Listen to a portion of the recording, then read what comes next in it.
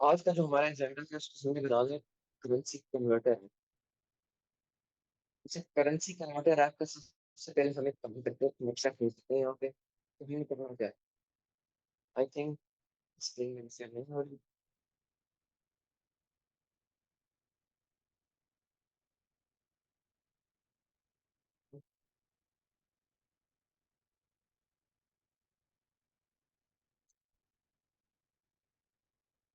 सब audio clear नहीं है।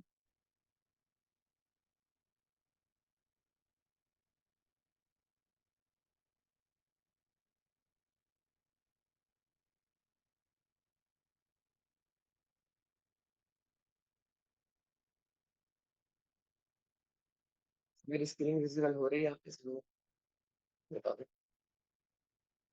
जी मैसेज करते हैं स्क्रीन शेयर हो रही है।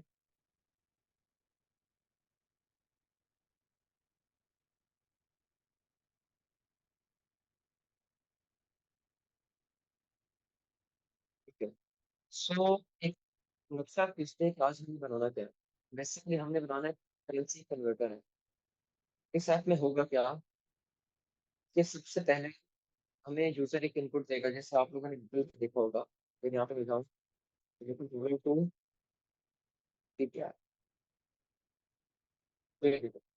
वहाँ पे आप एक करेंसी से जिस करेंसी से आपने कन्वर्ट करना हो दूसरी करेंसी से किसमें कन्वर्ट करना हो उसके बाद अपनी एक नाम सेट करते हैं आप।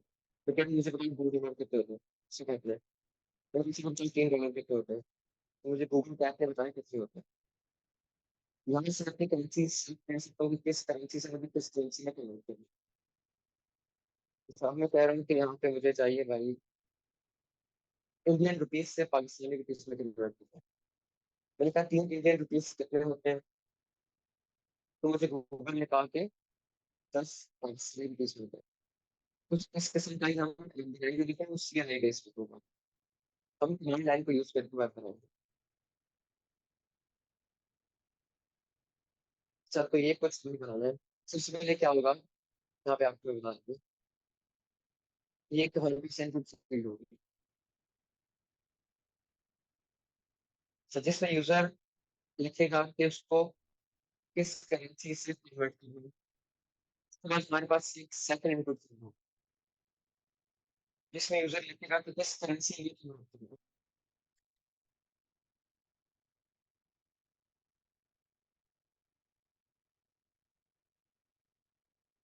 फिर हमारे पास इनपुट फील्ड होगी जिसमें होगा कि कितने हमें कन्वर्ट करना है। तो फिर क्यों हम इनपुट फील्ड की बेस पे हम काम करेंगे। आज के टॉपिक को आज के प्रोजेक्ट बनाने से पहले कुछ टॉपिक्स हैं जिनको कवर करना जरूरी है जो कि हम यूज करेंगे आज के प्रोजेक्ट है। जैसे मुझे चैट पे बताइए कितने ऐसे लोग हैं जिनको जावास्क्रिप्ट के ऑब्जेक्ट के बारे में पता क्या होता है।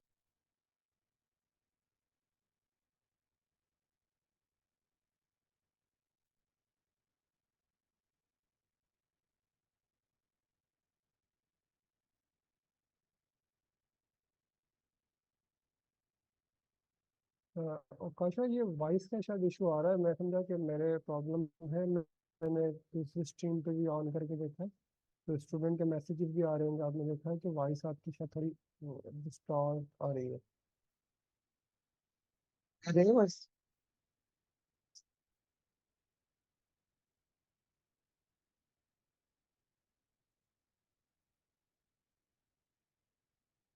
हफ्सा है हाँ मतलब वॉइस मीटिंग है। में अपना माइक ऑन कर। हफ्सा मीटिंग में ना वो वॉइस ऑन करे अपना बताएं कि उनको वॉइस सही आ रही है। अच्छा प्लीज ना माइक ऑन करके बताना वॉइस क्लियर है या नहीं। अफसा और डेव कोई भी होते हैं। जी वॉइस उबैद नहीं आ भी। रही, क्लियर नहीं है। ओके। अच्छा उबैद भी क्या है ना, सर उबैद को अनम्यूट कर लेते हैं। ग्रुप ग्रुप में आ रही है क्या मसला क्या है clear है? अच्छा कौशल भाई आपकी आवाज़ जो है क्लियर नहीं है।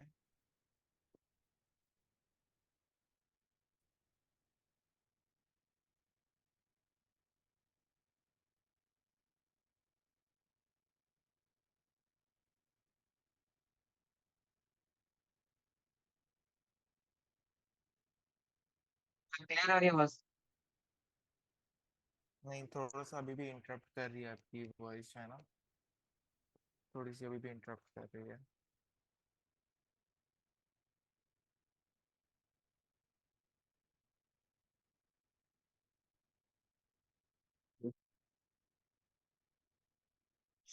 No problem.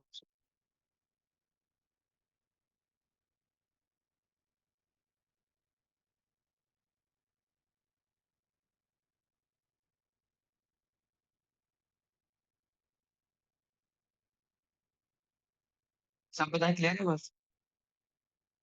ये सब बेहतर है ओकाशा भाई। सब मतलब आवाज ठीक आ रही है या क्या हो रहा है? नॉइस आ रही है, क्या हो रहा है? यार थोड़ी कट कट के आ रही है और थोड़ा इंटरप्ट भी कर रही है आपकी वॉइस। मेरे ख्याल से हाँ, वाईफाई इशू है या तो थोड़ा सा आपका। नहीं मुझे हैंड फ्री का इशू लग रहा है। ये जो ब्लूटूथ यूज करते हैं मेरे ख्याल में ना आकाशा भाई, जी।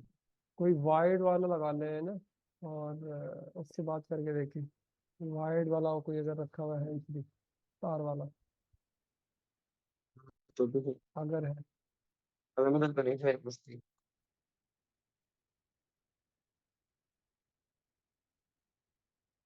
बहुत ज्यादा खराब आ रही है आवाज से। नहीं, अभी भी थोड़ा इंटरप्ट कर रही है आपकी आवाज ओकाशा भाई।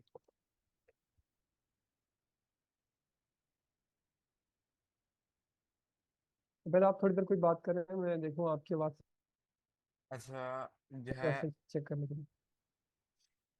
हेलो, माइक टेस्टिंग, माइक सब मुझे दो टेस्टिंग। मिनट चाहिए जस्ट। ओके ओकाशा भाई। अच्छा, आज के जो हमने प्रोजेक्ट बनाना है वो करेंसी कन्वर्टर हम लोग ने ओकाशा भाई ने बनवाना है, जिसमें बेस हमारी कुछ इस टाइप से होगी कि यूजर एक हमारे पास आएगा। वो हमें जो है अपनी सबसे पहले अपनी करेंसी बताएगा कि उसके पास कौन सी करेंसी है। जस्ट लाइक वो हमें बता सकता है कि PKR है, डॉलर है, यूरो है। उसको हम इस तरह से उससे इनपुट लेंगे। वो हमें अपनी करेंसी बताएगा। देन फिर उसके बाद वो हमें अपनी दूसरी करेंसी बताएगा। जस्ट लाइक मुझे PKR से डॉलर में कन्वर्ट कराना है। वो अपनी इस तरह दूसरी करेंसी बताएगा। फर्स्ट करेंसी उसकी वो करेंसी होगी जो उसके पास जिस करेंसी को कन्वर्ट कराना चाह रहा है। दूसरी करेंसी वो होगी जिसमें वो कन्वर्ट कराना चाह रहा है।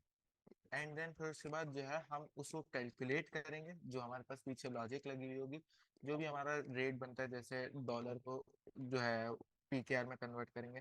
देन फिर उसके बाद जो है हम उसको जो है अमाउंट उसका जो भी होगा वो उसको शो करा देंगे। क्लियर है? आज का हमारा जो एजेंडा है, जो भी हमारा प्रोजेक्ट है उसका एजेंडा हमारा आप लोग को क्लियर है?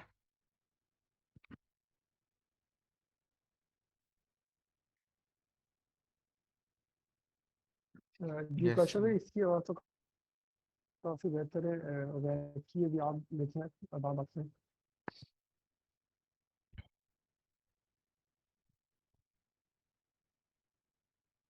रिपीट कर दें।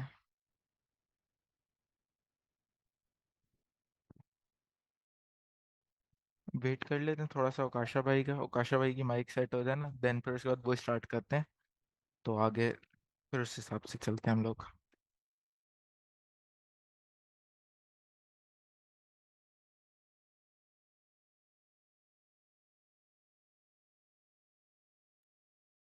मेरा पूरा पूरा आवाज सही आ रही है।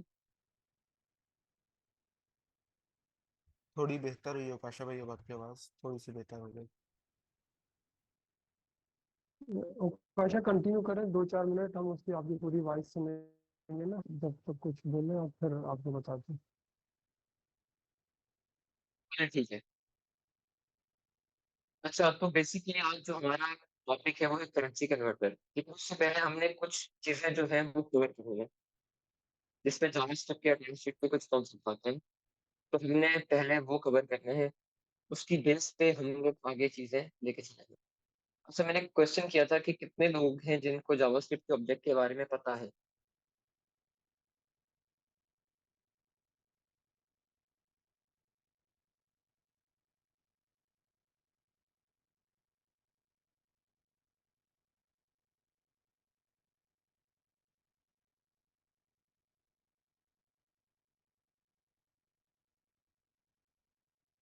अच्छा, उकाशा मैंने माइक सबका ना म्यूट किया हुआ है, थोड़ा स्लो से म्यूट कर सकते हैं।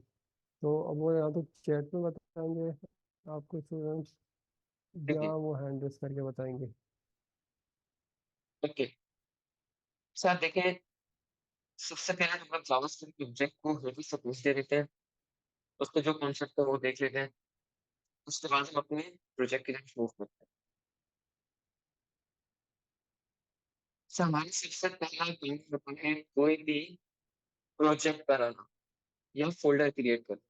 तो यहाँ पे आते हैं सिंपल, हम फिर से क्लास में देख के आ रहे हैं, यहाँ पे लिखते हैं करेंसी कन्वर्ट, फोल्डर की कन्वर्ट करो। इसमें एक बार दोबारा से रिवाइज कर रहा हूँ ईच एंड एवरीथिंग, ताकि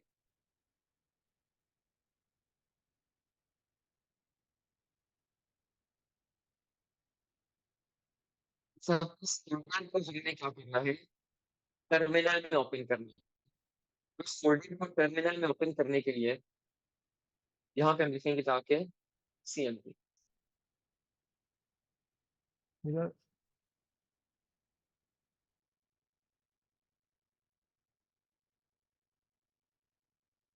तो काशा भाई अभी भी आपकी आवाज़ जो है ना क्लियर नहीं आ रही है, चैट भी यही कह रहे हैं। सेकंड सर्विस पर एक काम करता हूँ, ये रिमूव भी कर देता हूँ।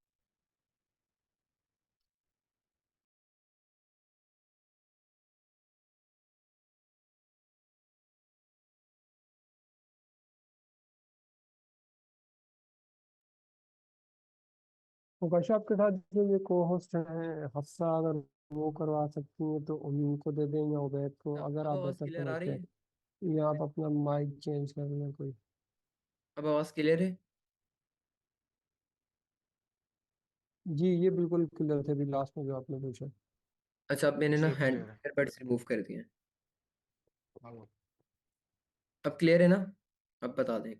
यस क्लियर है काशा भाई, अब बिल्कुल सही है। ओके, चले डन है।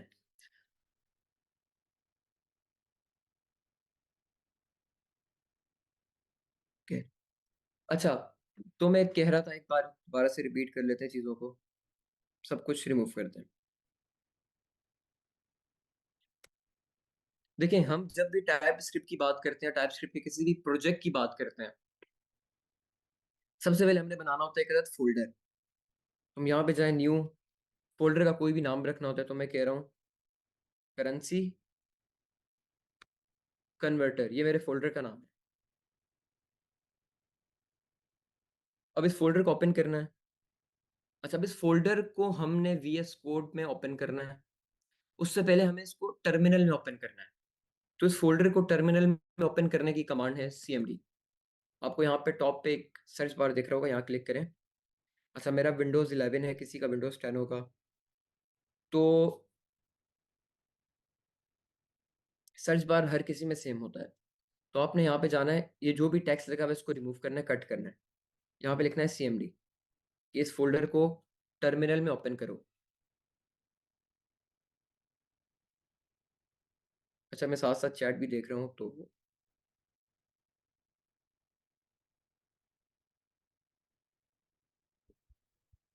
क्लियर है अभी तक तो काशा भाई, ओके आप मूव करें आगे।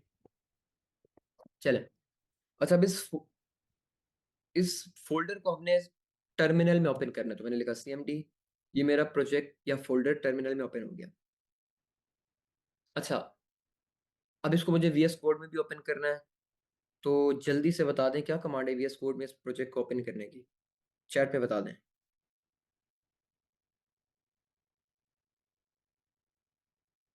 Code space dot, code space dot का क्या क्या करता है कि आपकी करंट डायरेक्टरी या करंट फोल्डर जो भी इस टर्मिनल में ओपन है उसको VS कोड में ओपन कर देता है। तो हमने ये कमांड लिखी, तो हमारा ये वाला प्रोजेक्ट या फोल्डर VS कोड में ओपन हो गया। अच्छा, अभी तक क्लियर है सब चीज़ें? ये तो बिल्कुल बेसिक चीज़ें हैं, हम स्टार्ट से लेते हुए चल रहे हैं। अच्छा, अब मुझे कुछ कॉन्फ़िगरेशन फाइल बनानी है। सबसे पहले मैं चाह रहा हूँ, ये मैं सारा सेटअप अभी कर रहा हूँ, प्रोजेक्ट सेटअप, ताकि इसके बाद हम चीज़ों को फर्दर मूव करेंगे। एंड आई होप कि ये वाले सेटअप आपने पहले भी जितने प्रोजेक्ट्स वगैरह बने हैं उसमें भी किए होंगे। तो कॉन्फ़िगरेशन फाइल में स्टार्ट में बना लेता हूँ। टाइप स्क्रिप्ट की कॉन्फ़िगरेशन फाइल बनानी है, क्या कमांड है?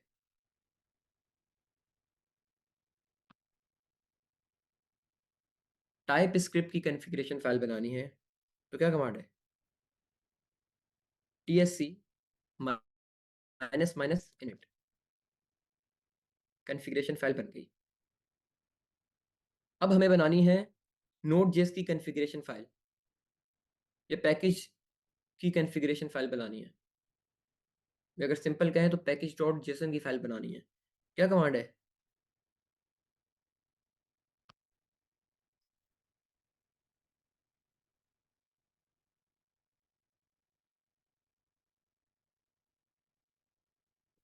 npm init। अच्छा, अब npm init के साथ सबसे पहले तो npm init लिख के देखते हैं। कुछ क्वेश्चन पूछेगा हमारे से कि आपने जो प्रोजेक्ट बना रहे हैं Node.js का प्रोजेक्ट, उसकी कुछ कॉन्फ़िगरेशन सेट कर दें।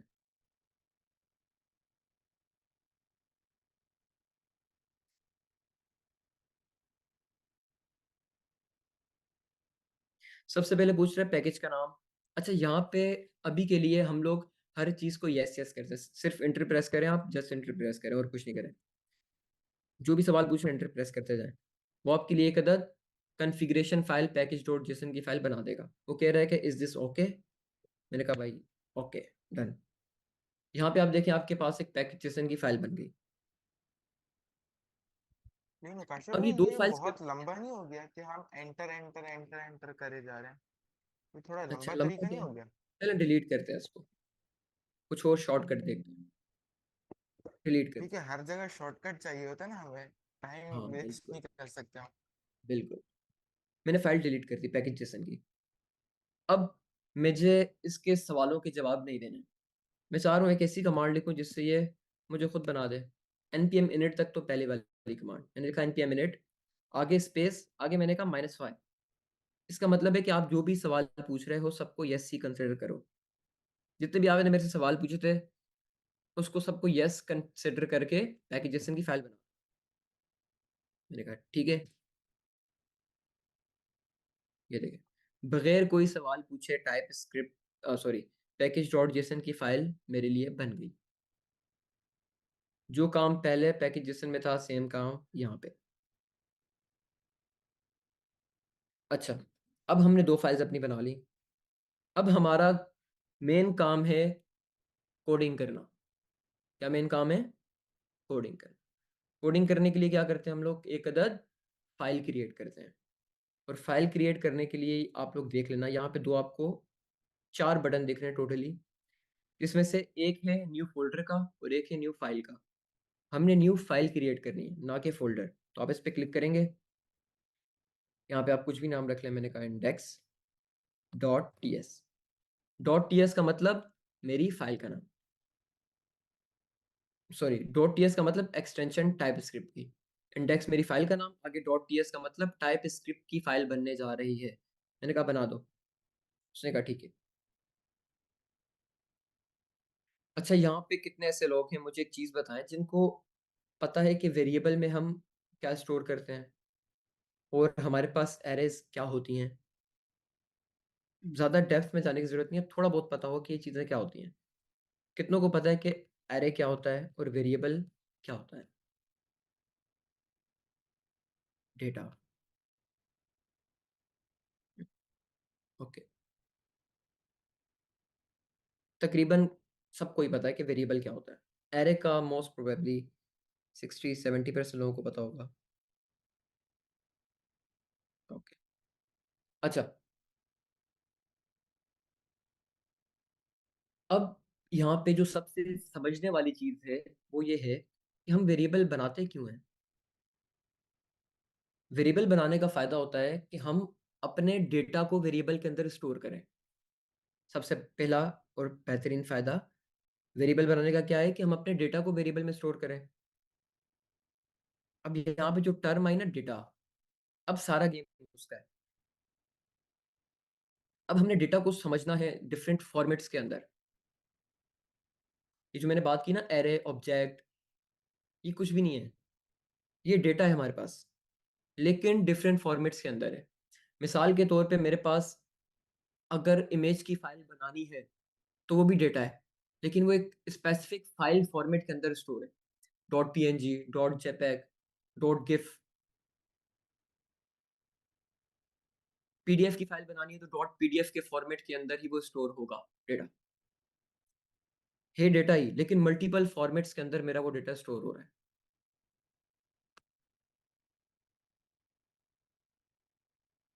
अच्छा, कुछ लोग कह रहे हैं कि वॉइस अभी भी क्लियर नहीं है, तो बता दें।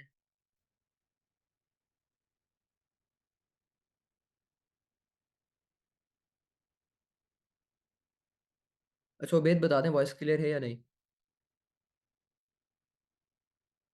उकाशा वॉइस क्लियर है, बस कंटिन्यू करें, अब कोई ब्रेक नहीं होगा। चले बस ठीक है।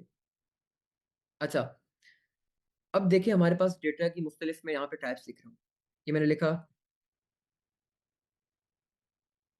अवकाश, डेटा की टाइप। एक और डेटा में लिख रहा हूँ नंबर फॉर्मेट में 20। एक और मैं लिख रहा हूँ फॉल्स। ये हमारे पास सब क्या है, डेटा की टाइप। अवकाशा एक स्ट्रिंग है, इसको हम नंबर कहते हैं। ये जो हमारे पास डेटा की टाइप है इसको हम बुलियन कहते हैं, टाइप स्क्रिप्ट की जबान में या प्रोग्रामिंग की दुनिया में। बाकी लैंग्वेजेस भी इसको यही कहती हैं। तो एक हमारे पास स्ट्रिंग हो गया, एक नंबर हो गया, एक अदद बुलियन हो गया। अब इस डेटा को अगर मैं एक वेरिएबल बना के स्टोर कर दूं, मैंने लिखा let my name is equal to, let my name is equal to Avkash. ये मैंने एक वेरिएबल बना के उसके अंदर एक डेटा स्टोर कर दिया स्ट्रिंग टाइप का। तो ये हमारे पास डेटा है। क्या डेटा है, ये नाम, इसको मैंने वेरिएबल में स्टोर कर दिया। अच्छा, अब आप लोगों ने अगर इंक्वायरर यूज किया है तो आप लोगों को एरे के बारे में भी पता होगा। ये लास्ट जो हमारा प्रोजेक्ट था, I think to do app था, तो टू डू ऐप के अंदर भी आप लोगों ने एरे को वाइडली यूज किया है। एरे क्या होता है, जब भी हमारे पास कोई ऐसा केस आ जाए कि हमें एक ही टाइप का डेटा, मिसाल के तौर पे एक ही तरीके का डेटा, उसको स्टोर करना। फॉर एग्जाम्पल, मेरी एक क्लास है, क्लास के अंदर मल्टीपल स्टूडेंट्स बैठे हैं। अब मुझे हर स्टूडेंट का नाम स्टोर करना है। पहला तरीका तो ये कि let student 1 is equal to Ali, let student 2 is equal to Umar, let student 3 is equal to Aamir, कुछ भी, वट जो भी नाम है। अब मुझे स्टूडेंट का डेटा स्टोर करना है। स्टूडेंट्स के लिए मैं कुछ एप्लीकेशन बना रहा हूँ क्लास के लिए, तो स्टूडेंट्स का डेटा मैंने इस तरीके से स्टोर कर लिया। एक तरीका ये था कि हर स्टूडेंट के लिए वेरिएबल बनाते जाओ, वेरिएबल बनाते जाओ। अब कितने वेरिएबल बनाऊंगा भाई मैं, कितने वेरिएबल बनाऊंगा, जितने स्टूडेंट होंगे, अगर कोई एडिशन स्टूडेंट आएगा तो उसके लिए अलग वेरिएबल बनाओ। तो ये मेरा कोड बिल्कुल देखने में भी गंदा हो जाएगा, कितने सारे वेरिएबल्स बनाए हुए हैं आपने।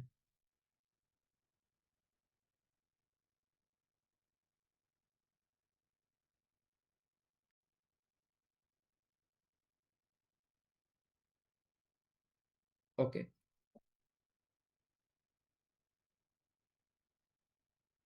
अच्छा स्क्रीन जूम करता हूँ तो कर देते हैं, आई होप अब क्लियर होगी। अच्छा, तो ये मेरे पास कुछ स्ट्रिंग किस्म का डेटा था। अब मुझे स्टूडेंट्स के नाम के साथ साथ उनकी एज या रोल नंबर भी स्टोर करने हैं। तो यहाँ पे मैं जाऊँगा late std1 name, sorry as.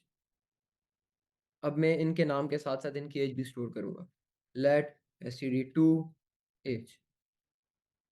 तो मुझे इस तरीके से काम करना पड़ेगा अगर हम सिर्फ और सिर्फ सिंगल वेरिएबल के अंदर सिंगल किस्म का डेटा स्टोर करने के लिए जो भी हमारा कॉन्सेप्ट है उसको लेके चले।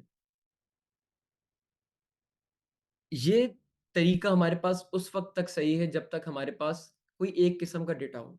मिसाल के तौर पे पाई की वैल्यू स्टोर करनी है, हमारी एप्लीकेशन में यूजर का नाम स्टोर करना है, हमारी एप्लीकेशन के अंदर कुछ ऐसा काम करना है जो कि एक से दो बार हो रहा हो। मिसाल के तौर पे एक थीम का कलर स्टोर करना है, थीम के कलर के साथ साथ फॉन्ट साइज स्टोर करना है। तो इस काम के लिए तो हमारे पास इस किस्म के डेटा बेहतरीन है, इस किस्म के डेटा को यूज करो और स्टोर कर लो। लेकिन अब मेरे पास, जैसे मैंने बात की कि मुझे मल्टीपल स्टूडेंट्स का नाम स्टोर करना है, उसके लिए मेरे पास सिंपल डेटा वेरिएबल्स में स्टोर करना, ये अप्रोच बेहतर नहीं है। तो उसके लिए हम सेकंड डेटा टाइप को देखते हैं कि एक अलग डेटा टाइप है हमारे पास। नंबर, स्ट्रिंग, बुलियन, इनको हमने देख लिया। अब एक अलग डेटा टाइप है जिसको हम कहते हैं एरे। एरे बना के मल्टीपल स्टूडेंट्स का डेटा स्टोर कर लो। अच्छा, अब एरे बनाने के लिए हमें क्या करना पड़ेगा? सबसे पहले लगाने होंगे 2 स्क्वायर ब्रैकेट। स्क्वायर ब्रैकेट का मतलब कि अब आपका एरे की बाउंड्री शुरू होगी। अब इन स्क्वायर ब्रैकेट के बीच में आप मल्टीपल स्टूडेंट्स के नाम स्टोर कर सकते हैं।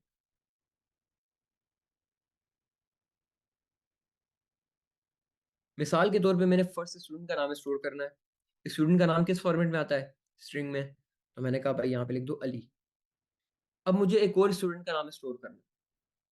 अब मुझे मल्टीपल वेरिएबल्स बनाने की जरूरत नहीं है। अब मेरा डेटा पूरा का पूरा एक अदद एरे है। मैंने कहा सेकंड का करना है, सेकंड का कर दो। यहाँ पे लिखो आमिर। अब मजे की बात यह है कि जब भी हम एरे के अंदर बात करते हैं, एरे के एलिमेंट्स या एरे के अंदर जितनी भी हम चीजें स्टोर कर रहे हैं, उनको हमें हमेशा सेपरेट करना होता है कॉमा से। मैंने एक एलिमेंट स्टोर किया, फिर अगर दूसरा करना है तो कॉमा से सेपरेट करना जरूरी है। तो इस तरीके से हम लोग एरे के अंदर डेटा स्टोर करते हैं। अच्छा, अभी तक एक मसला है। ये मेरे पास एरे बिल्कुल ऐसा ही पड़ा है जैसे मैंने यहाँ पे सिंपल इस तरीके से नाम लिख दिया। ये भी एक डेटा है हमारे पास, ये भी एक डेटा है। अभी तक ये डेटा हमारे पास यूजफुल नहीं है। तो डेटा को यूजफुल बनाने के लिए हमें क्या करना पड़ता है? मुझे बताएं, डेटा को यूजफुल बनाने के लिए हमें क्या करना पड़ता है? उस डेटा के साथ क्या करें?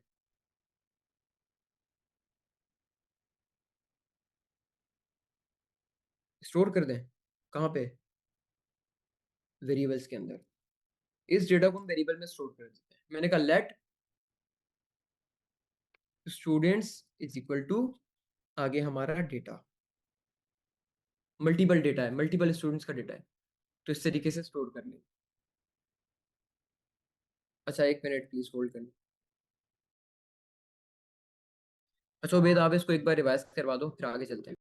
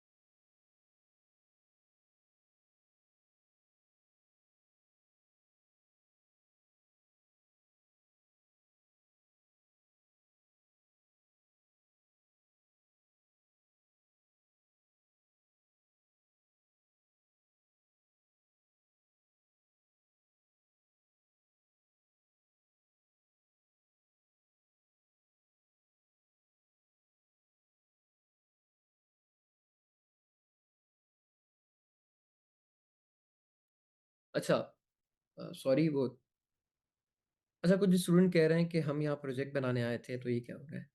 अच्छा देखिए, मैं जस्ट कुछ चीज़ें रिवाइज कर रहा हूँ और एक ऑब्जेक्ट का नया टॉपिक है, उसको कवर करके देन इंशाल्लाह हम प्रोजेक्ट ही बनाएंगे। इन चीज़ों को हम जल्दी से वाइंड अप कर रहे हैं। अच्छा, तो ये हमारे पास एक किस्म का डेटा था कि अगर मुझे मल्टीपल स्टूडेंट्स के नाम स्टोर करने हैं तो मैं इस तरीके से एरे बना के कर लूंगा। और आप लोगों को पता है कि एरे की प्रॉपर्टीज को गेट कैसे करते हैं? स्टूडेंट्स और आगे उसका इंडेक्स नंबर, स्टूडेंट्स आगे उसका इंडेक्स नंबर। अच्छा, अब मेरे पास डेटा इस टाइप का भी नहीं है ना, मेरे पास प्रिमिटिव डेटा है, मतलब एक स्टूडेंट का नाम, प्रकाश, उसकी एज 20, या उसका कोई कोई भी और इस किस्म का डेटा जो कि प्रिमिटिव हो। अब हमारे पास ऐसा केस नहीं, ना हमारे पास कोई ऐसा केस है, डेटा हमारे पास ना ऐसे टाइप का है कि हम उसको एरे के अंदर स्टोर कर सकें। मिसाल के तौर पे पूरी क्लास के स्टूडेंट्स के नाम। अब डेटा ऐसा भी नहीं है हमारे पास, मतलब ना हम सिंपल ऐसे स्ट्रिंग वगैरह यूज कर सकते हैं, ना हम लोग एरे को यूज कर सकते हैं। तो क्या यूज करें? अब हमारे पास जो डेटा है उसमें हमें एक स्टूडेंट का नाम भी स्टोर करना है, उसकी एज भी स्टोर करनी है, उसका रोल नंबर भी स्टोर करना है। हमने एक चीज पढ़ी थी, तरीके से नहीं करेंगे बिल्कुल, ये बेस्ट अप्रोच नहीं है। लेट स्टूडेंट वन नेम, फिर लेट स्टूडेंट। अच्छा, अब इस तरीके का काम करने के लिए हमारे पास जावास्क्रिप्ट में जो डेटा यूज होता है या जो डेटा टाइप यूज होती है उसको हम कहते हैं ऑब्जेक्ट। ऑब्जेक्ट बनाने के लिए हमें क्या करना पड़ता है, सबसे पहले लगाने होते हैं करली ब्रैकेट। अच्छा, ये ऑब्जेक्ट की बात करूं, एरे की बात करूं, सिंपल स्ट्रिंग की बात करूं, सिंपल नंबर की बात करूं, बुलियन की बात करूं, ये सब हमारे पास डेटा है, डिफरेंट टाइप का डेटा है। अब मुझे ऑब्जेक्ट बनाना है, तो ऑब्जेक्ट बनाने के लिए जरूरी आपने लगाने हैं करली ब्रैकेट। अच्छा, करली ब्रैकेट के अंदर आप लोगों ने की वैल्यू पेयर की सूरत में अपना डेटा स्टोर करना है। मिसाल के तौर पे मुझे स्टूडेंट का नाम चाहिए, मैंने लिखा नेम, अब मैंने बीच में लगाया कॉलन, कॉलन लगाने के बाद मैंने नेम स्टोर किया काश।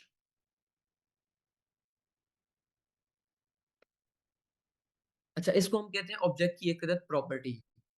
मैंने ऑब्जेक्ट की एक प्रॉपर्टी बना ली जिसके अंदर की है नेम और वैल्यू है काशा। की वैल्यू को सेपरेट करने के लिए बीच में हमने लगा दिया कॉलन। अब मुझे मल्टीपल वैल्यूज स्टोर करनी है या मल्टीपल प्रॉपर्टीज स्टोर करनी है, तो मैंने कहा भाई बीच में लगाओ कॉमा, आगे चलो, क्या स्टोर करना है, मैंने कहा नेम, एज स्टोर करना है। तो यहाँ पे मैंने लिखा एज, कॉलन लगाया, आगे मैंने अपनी एज लिख ली। अच्छा, अभी एक एरर आएगा, उसको हम देखते हैं बाद में, अभी के लिए इसको देखें जस्ट। मैंने लिखा नेम, नेम स्टोर कर दिया।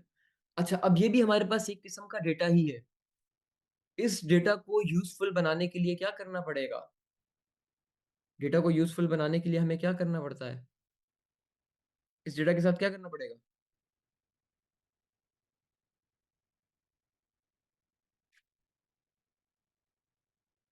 अच्छा, कमेंट्स नहीं आ रहे, मैं कमेंट देख रहा हूँ कैसे चैट कमेंट में। बंद किए थे, कहे तो ऑन कर दूं, क्योंकि वो स्टूडेंट कह रहा था कि बहुत ज्यादा चैट शुरू हो गई थी कि कोड समझ नहीं चलें आ ठीक रहा, है, नो इतनी प्रॉब्लम, चैटिंग हो रही है। चलें कोई नहीं। ठीक है। इस किस्म तो के आप जब डेटा को कहेंगे ना, मैं स्टोर ऑन करने, करके फिर कमेंट्स ले लेंगे। चलें अभी ले लें, एक मिनट, एक सवाल है, क्वेश्चन ये है कि ये भी हमारे पास एक किस्म का डेटा है, इस डेटा को स्टोर करने के लिए हमें क्या करना पड़ेगा, जो मैंने पहले बात कही थी सेम वही है, जस्ट एक बार बता दें।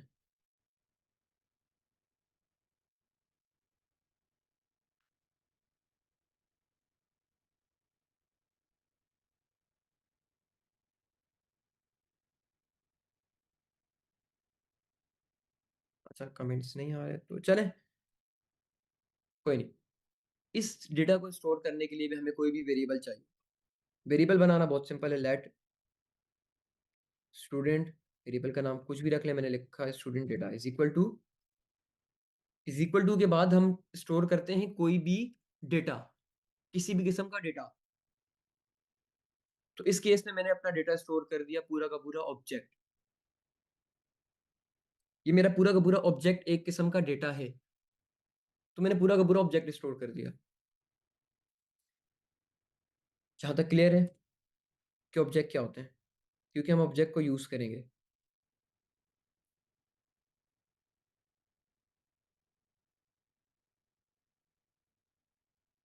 अच्छा, कमेंट ऑन ओपन हो गए तो आप लोग जल्दी से बता दें। ओके, ऑब्जेक्ट बनाया हमने, ऑब्जेक्ट को डेटा के अंदर, वेरिएबल के अंदर स्टोर करिए ताकि ऑब्जेक्ट हमारे पास यूज हो सके। अब मुझे इस ऑब्जेक्ट के अंदर नेम नाम की प्रॉपर्टी को एक्सेस करना है, यहाँ पे मुझे यूज करना है, कंसोल के अंदर यूज करना है, तो क्या करूंगा,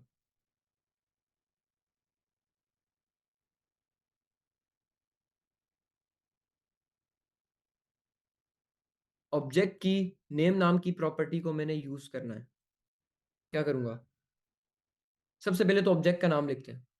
ऑब्जेक्ट का नाम है स्टूडेंट डेटा डॉट, आगे हमारे पास मल्टीपल ऑप्शंस आ रहे हैं, नेम और एज का। क्या करना पड़ता है, स्टूडेंट डेटा, जिस भी वेरिएबल के अंदर आपका ऑब्जेक्ट स्टोर है। अच्छा, जहाँ जो डेटा हमारा वेरिएबल में स्टोर होता है तो हम उसको वही कहते हैं, मिसाल के तौर पे अब इसको मैं वेरिएबल नहीं कह रहा, मैं कह रहा हूँ कि मेरा ऑब्जेक्ट है ये स्टूडेंट डेटा नाम का मेरा एक अदद ऑब्जेक्ट है। अगर इसके अंदर कोई भी एरे स्टोर हुई होती तो मैं कहता कि स्टूडेंट डेटा नाम की एक अदद एरे है। अब यहाँ पे स्टूडेंट डेटा नाम का जो भी ऑब्जेक्ट है उसकी नेम नाम की प्रॉपर्टी को एक्सेस करना है। तो उसका सिंपल तरीका है कि आप स्टूडेंट डेटा लिखें यानी ऑब्जेक्ट का नाम, उसके साथ लगाएं डॉट। डॉट के आगे आप उसकी कोई भी प्रॉपर्टी को लिख सकते हैं। मुझे यहाँ पे एक्सेस करना है नेम को, तो मैंने कहा अब student data dot name. Student data variable का नाम है या ऑब्जेक्ट का नाम है, आगे डॉट नेम। डॉट नेम का मतलब कि नेम नाम की प्रॉपर्टी को उठा के यहाँ पे ले आओ।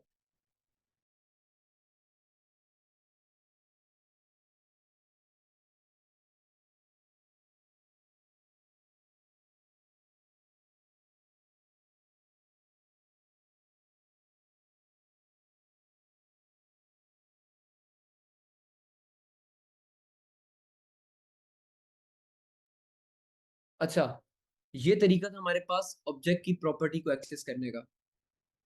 अब आसान हो गया ना, एक ही वेरिएबल बनाया उसमें मल्टीपल डेटा स्टोर कर दिया। मिसाल के तौर पे आगे चल के मुझे रोल नंबर भी स्टोर करना है, तो मैंने लिखा रोल नंबर, कॉलन लगाया, आगे मैंने लिखा ABC 1234, ये मेरा रोल नंबर है, इसको भी स्टोर कर दिया। अब कुछ और आगे चल के एड्रेस स्टोर करना है, तो मैंने लगाया कॉमा, आगे चल के मैंने लिखा यहाँ पे न्यू प्रॉपर्टीज ऐड कर रहा हूँ मैंने लिखा कराची। तो इस तरीके से मैं अपने ऑब्जेक्ट के अंदर मल्टीपल प्रॉपर्टीज ऐड कर सकता हूँ, और उसको एक्सेस करने के लिए ऑब्जेक्ट का नाम, आगे डॉट, आगे प्रॉपर्टी का नाम। इस तरीके से मैं प्रोजेक्ट ऑब्जेक्ट की प्रॉपर्टीज को एक्सेस कर सकता हूँ। तो इसको एक बार कंसोल करके देख लेते हैं। सबसे पहला काम है हमारा इस फाइल को जावास्क्रिप्ट के अंदर कन्वर्ट करना। तो उसकी कमांड है tsc, आगे फाइल का नाम index.ts। जावास्क्रिप्ट की फाइल मेरी बन गई। अब इस जावास्क्रिप्ट की फाइल को चलाना है, कमांड है node index.js। ये देखिए ऑब्जेक्ट की प्रॉपर्टी मेरे पास यहाँ पे एक्सेसिबल हो गई और कंसोल में प्रिंट हो गई। तो इस तरीके से हम ऑब्जेक्ट की प्रॉपर्टीज को एक्सेस करते हैं। अच्छा, अब मजे की बात बताता हूँ, वो ये है कि ऑब्जेक्ट की प्रॉपर्टी को एक्सेस करने का हमारे पास एक और भी तरीका होता है। ऑब्जेक्ट की प्रॉपर्टी को एक्सेस करने का हमारे पास एक और तरीका होता है। एक तो मैंने लिखा स्टूडेंट डेटा डॉट नेम, वो तरीका मुझे कौन बताएगा? ऑब्जेक्ट की प्रॉपर्टी को एक्सेस करना है लेकिन डॉट वाली नोटेशन के बगैर करना है।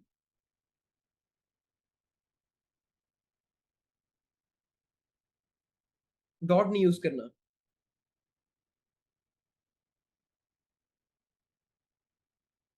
बिल्कुल, काफी स्टूडेंट कह रहे हैं कि स्क्वायर स्क्वायर ब्रैकेट लगा दो, चेक कर लेते हैं। मैंने लिखा स्टूडेंट डेटा। अब स्टूडेंट्स काफी सारे ये कह रहे हैं कि यहाँ पे स्क्वायर ब्रैकेट लगा दो, लगा दो। स्क्वायर ब्रैकेट लगाने के बाद अब यहाँ पे मुझे एक अदद स्ट्रिंग ऐड करना होगा अपनी प्रॉपर्टी का नाम। ये देखें यहाँ पे मैंने लगाया स्क्वायर ब्रैकेट और मैंने लगाया डबल या सिंगल कोट। मल्टीपल ऑप्शंस आ गए, वो कह रहे हैं नेम को एक्सेस करना है, एड्रेस को करना है, एज को करना है, रोल नंबर होगा। मैंने कहा भाई नेम को एक्सेस करना है मुझे। तो इस तरीके से हम एक दूसरे तरीके से ऑब्जेक्ट की प्रॉपर्टी को एक्सेस कर सकते हैं। दो तरीके ऑब्जेक्ट की प्रॉपर्टी को एक्सेस करने के। पहला तरीका है डॉट नोटेशन के साथ, मैंने लिखा dot student data dot name. दूसरा तरीका है स्टूडेंट डेटा, आगे लगाओ स्क्वायर ब्रैकेट और आगे प्रॉपर्टी का नाम लिख दो। मैंने कहा प्रॉपर्टी का नाम है नेम। इसको चला के देखते हैं। सबसे पहले करते हैं ट्रांसफर फाइल, उसको रन करके देखते। ये देखिए नेम की जगह मुझे एज एक्सेस करना है तो मैंने लिखा एज।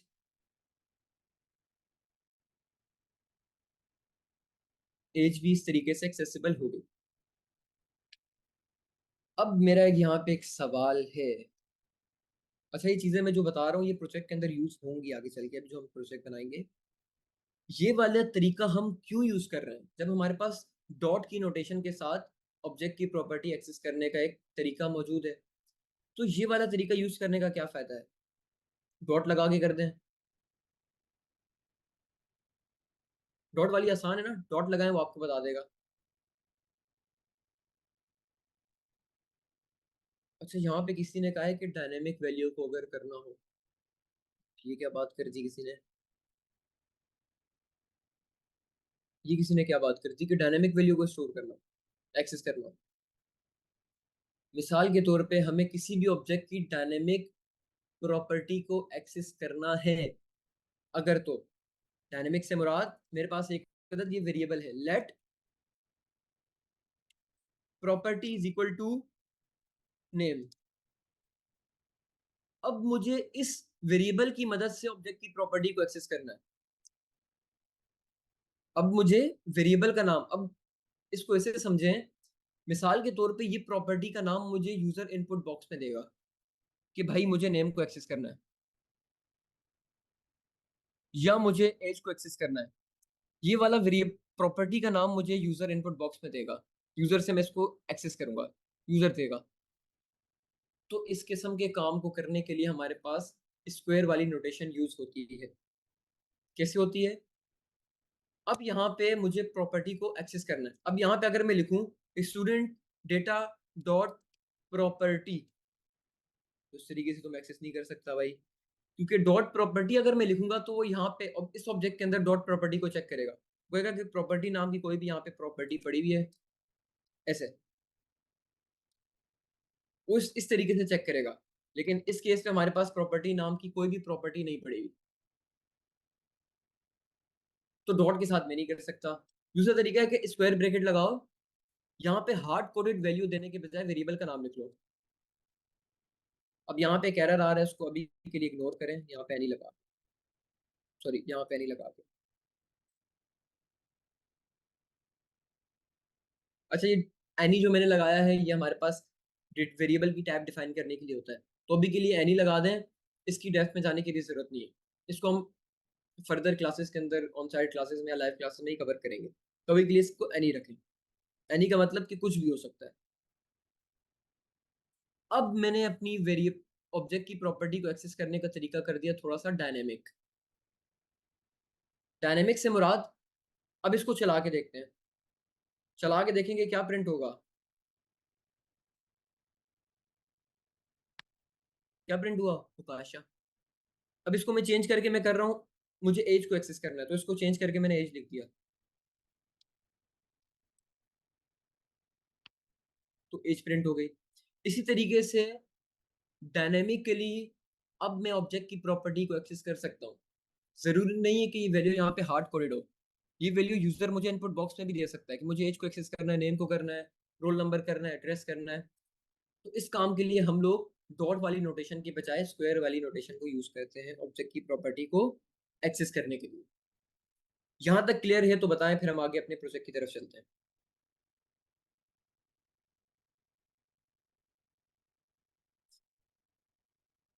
ये चीजें क्लियर हैं तो बताएं, फिर हम आगे चलते हैं।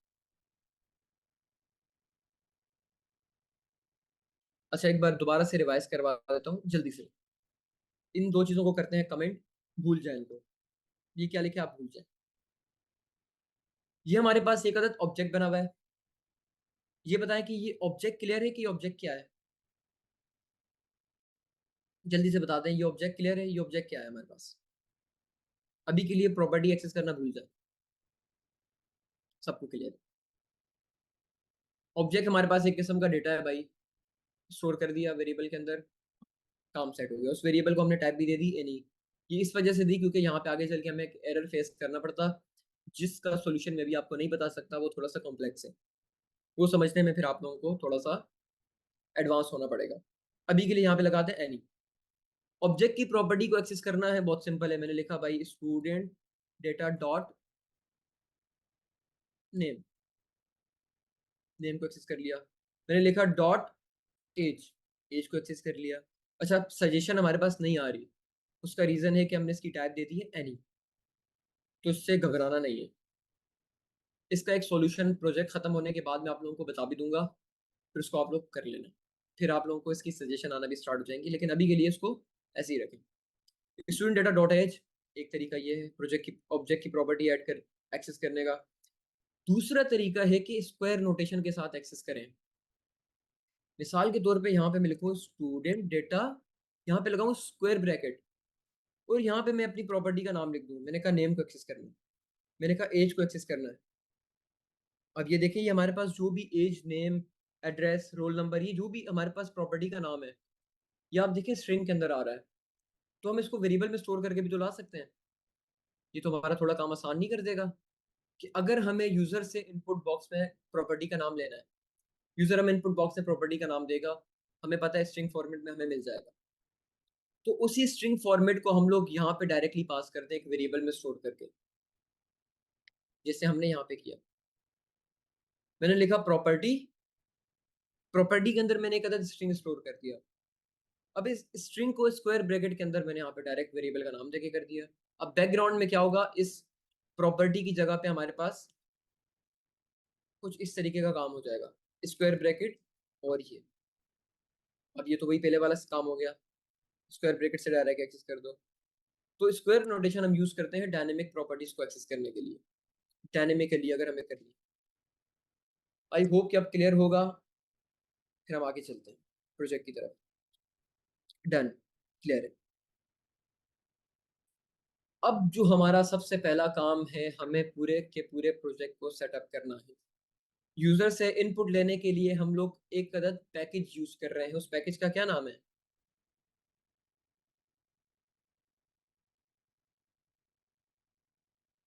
पैकेज का नाम है इंक्वायरर। अच्छा, अब इंक्वायरर को इंस्टॉल करने की कमांड क्या है हमारे पास? आप लोग अपने प्रोजेक्ट के अंदर आए, टर्मिनल में।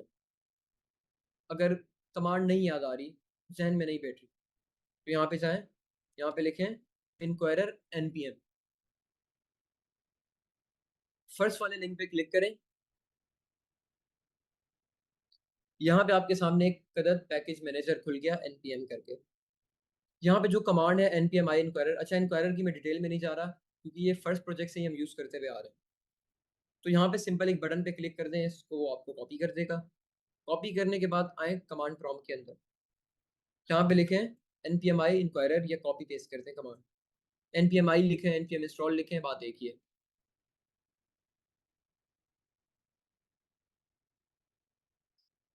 अच्छा, अब यहाँ पे देखना हमारे प्रोजेक्ट के अंदर एक नया चीज ऐड होगी। एक नहीं, दो चीजें ऐड होंगी। वो कह रहे हैं कि फाउंड 0 वल्नरेबिलिटीज एडिट इतने पैकेज, उसने हमारे पास पैकेज ऐड कर दिया। अगर कोई एरर होता तो यहाँ पे एरर दिख जाता। अच्छा जी, अब हमारे पास कुछ एक्स्ट्रा चीजें हमारे प्रोजेक्ट के अंदर ऐड हुई हैं। एक है पैकेज लॉग डॉट जेसन, इसको अभी इग्नोर करें, इसको भूल जाए अभी के लिए। देखिए नोड मॉड्यूल क्या है। इंक्वायरर जो हमने पैकेज इंस्टॉल किया है, ये हमारे पास एक बना बनाया कोड है, बना बनाया फंक्शन है, ऐसा समझें। इस फंक्शन को हमने जस्ट यूज करना है। तो जो फंक्शन का कोड है वो सारा हमारे नोड मॉड्यूल के फोल्डर के अंदर आ जाता है। अब इंक्वायरर बैकग्राउंड में पता नहीं क्या क्या यूज कर रहा है, कितने फंक्शन बने हुए हैं, कितना सारा कोड हुआ हुआ है, वो सारा का सारा कोड हमारे पास इंस्टॉल हो गया नोड मॉड्यूल के फोल्डर के अंदर। तो ये हमारे पास पैकेज इंस्टॉल करने के बाद नोड मॉड्यूल का फोल्डर भी खुद से आ जाएगा। अच्छा जी, नोड मॉड्यूल का फोल्डर भी आ गया, मतलब हमारे पास इंक्वायरर का पैकेज इंस्टॉल हो गया। अब इंक्वायरर को मुझे यहाँ पे करना है इंपोर्ट। अपनी फाइल के अंदर इंक्वायरर को मैंने एक्टिव करना है, तो उसके लिए हमारे क्या करना पड़ेगा? सबसे पहले लिखना है इंपोर्ट। अच्छा, मैं ये अज्यूम करके चल रहा हूँ कि इंपोर्ट स्टेटमेंट आप लोग ऑलरेडी पढ़ चुके हैं, तो अज्यूम मैं सही कर रहा हूँ या गलत कर रहा हूँ? इंपोर्ट स्टेटमेंट आप लोग ऑलरेडी पढ़ चुके हैं, वरना इसकी डिटेल में जाएंगे तो फिर और कॉन्सेप्ट निकलेंगे। आई होप कि क्लियर होगा इंपोर्ट स्टेटमेंट। डन है, आगे चलते हैं। हमने लिखा इंपोर्ट, उसके बाद हमने लिखा अपना कोई भी नाम। मैंने लिखा इंक्वायरर, फिर मैंने लिखा फ्रॉम, कहाँ से इंपोर्ट करना है। यहाँ पे मैंने अपना पाथ दे दिया। जब भी आप कोई भी पैकेज इंस्टॉल करेंगे तो वो आपको यहाँ पे डायरेक्टली इस तरीके से एक्सेसिबल होगा। मेरे पैकेज का नाम था इंक्वायरर, मैंने लिखा यहाँ पे, वो इंपोर्ट कर दिया। अच्छा जी, एरर आ रहा है, एरर। कितनों को पता है ये एरर क्यों आ रहा है? एक एरर आ रहा है हमारे पास, यहाँ पे देखें रेड कलर की लाइन दिख रही होगी आपको, एक एरर आ रहा है। वो एरर इस वजह से आ रहा है कि टाइप स्क्रिप्ट कह रहा है कि भाई आपने इनक्वायरर पैकेज तो इंस्टॉल कर दिया, लेकिन मुझे टाइप्स भी चाहिए होंगी, क्योंकि मेरे आने का मकसद ही ये था कि मुझे टाइप्स चाहिए, वेरिएबल्स की, डेटा की टाइप चाहिए, हर चीज़ की टाइप चाहिए। तो इनक्वायरर पैकेज तो आपने इंस्टॉल कर दिया भाई, अब इसकी टाइप्स कहाँ है? ये देखिए, आप इसके ऊपर होवर करेंगे वो आपको बता रहा है। वो कह रहा है कि इनक्वायरर बट इट्स वैल्यूज, अच्छा ये तो अलग पैक। वो कह रहे हैं कि डिक्लेरेशन फाइल इसकी मिसिंग है। डिक्लेरेशन फाइल का मतलब होता है कि टाइप्स वाली फाइल, ऐसी फाइल जिसमें आपके पैकेज की सारी टाइप्स डिफाइन हो। अच्छा, अब मुझे नहीं पता कि पैकेज की टाइप्स कैसे इंस्टॉल करते हैं, तो यहाँ पे आपको एक अदद कमांड भी दे रहा है। वो कह रहा है कि आप ये ट्राई करो कुछ, उसने हमें कमांड दी है। वो कह रहे हैं कि npm i -safe -dev types inquirer, आप ये ट्राई करो। मैंने कहा चलो कर लेते हैं भाई। दोबारा आए टर्मिनल में, यहाँ पे कमांड को कॉपी पेस्ट करें, एंटर मारें।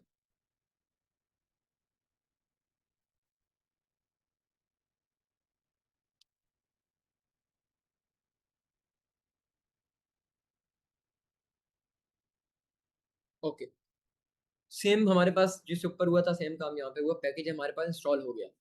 और पैकेज के साथ साथ आप देखें यहाँ पे रेड लाइन भी चली गई, क्योंकि अब टाइप स्क्रिप्ट को हमारी सारी की सारी पैकेज की टाइप्स मिल गई। हमने अभी अभी अभी इंस्टॉल किया, तो हमें मिल गई सारी की सारी।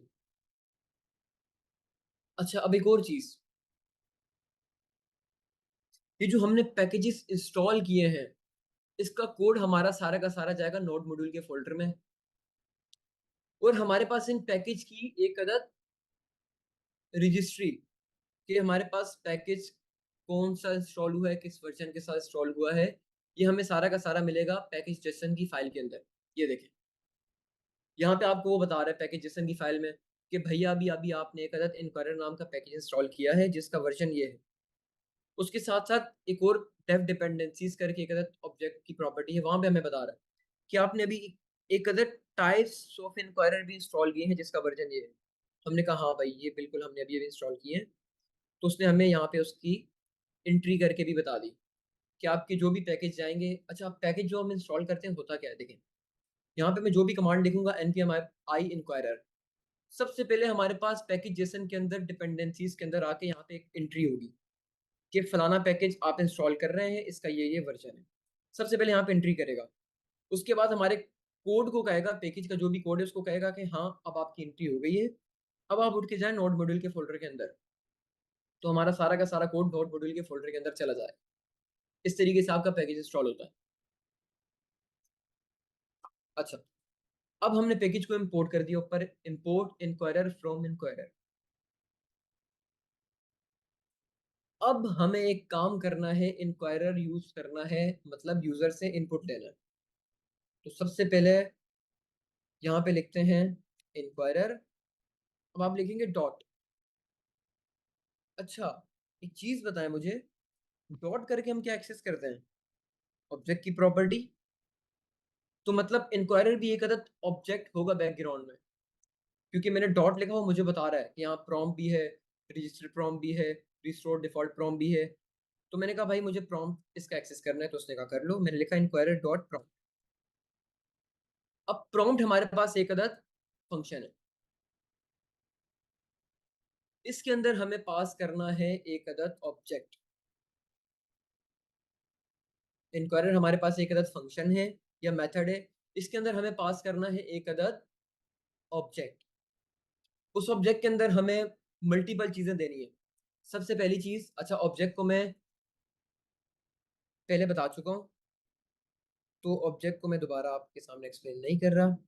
ये हमारे पास ऑब्जेक्ट है और कुछ नहीं है। ये मैंने जब भी करली ब्रैकेट लगाए, उसमें मैं जब भी की वैल्यू पेयर में डेटा स्टोर करूंगा वो एक ऑब्जेक्ट होगा।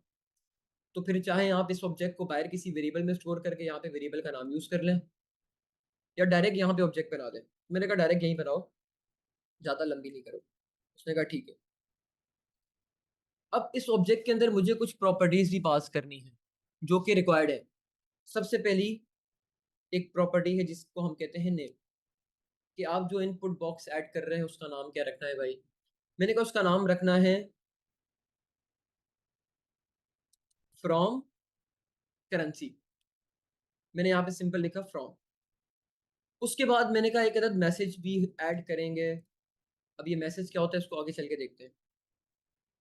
मैसेज लिख रहा हूँ कि इंटर फ्रॉम करेंसी, ये मैंने गलत मैसेज यूजर को दे दिया। अच्छा, अब इसको चला के देखते हैं। सबसे पहले अभी तक मैंने सिंपल कुछ भी नहीं किया, इंक्वायरर लिखा, उसको डायरेक्ट यहाँ पे इस तरीके से उसके जो भी मेथड थे, प्रॉम्प्ट का मेथड, उसके थ्रू यहाँ पे मैंने इंक्वायरर को लिख दिया।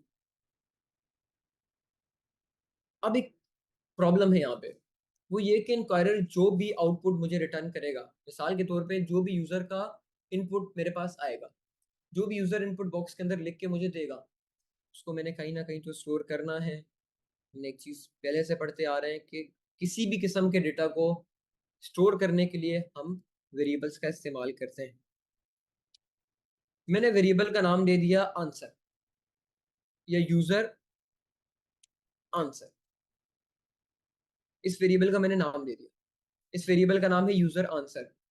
जो भी यहां से चीज आएगी वो वेरिएबल आंसर के अंदर आके स्टोर हो जाएगी। अब इसको चला के देखते हैं एक बार।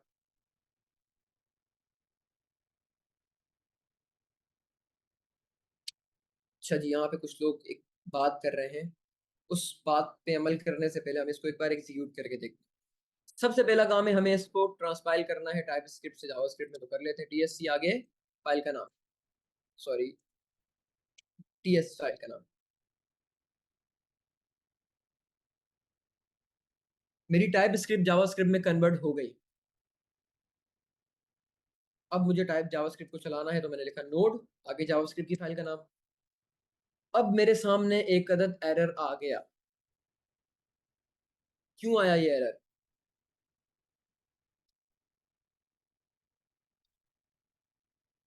अच्छा, ये एरर अवेट का नहीं है, यहाँ पे मैं लगाता हूँ अवेट। अवेट लगाऊंगा तब मेरे पास एक एरर आ रहा है, लेकिन अगर मैं अवेट हटा दूं तो मेरे पास ये एरर कुछ और आ रहा है। मैं बताता हूँ कि वो एरर क्या आ रहा है आपके पास।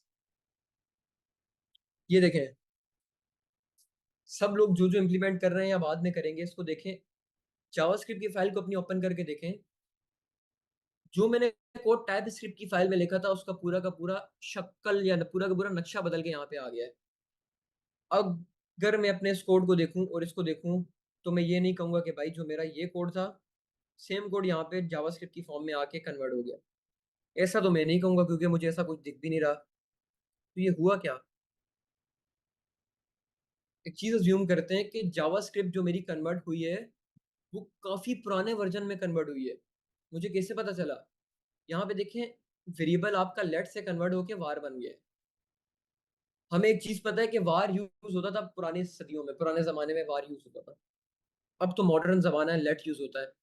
तो मतलब कि हमारा जो जावास्क्रिप्ट का कोड कन्वर्ट हुआ है वो किसी पुराने वर्जन के अंदर कन्वर्ट हुआ है। तो भाई साहब ये तो मसला हो गया।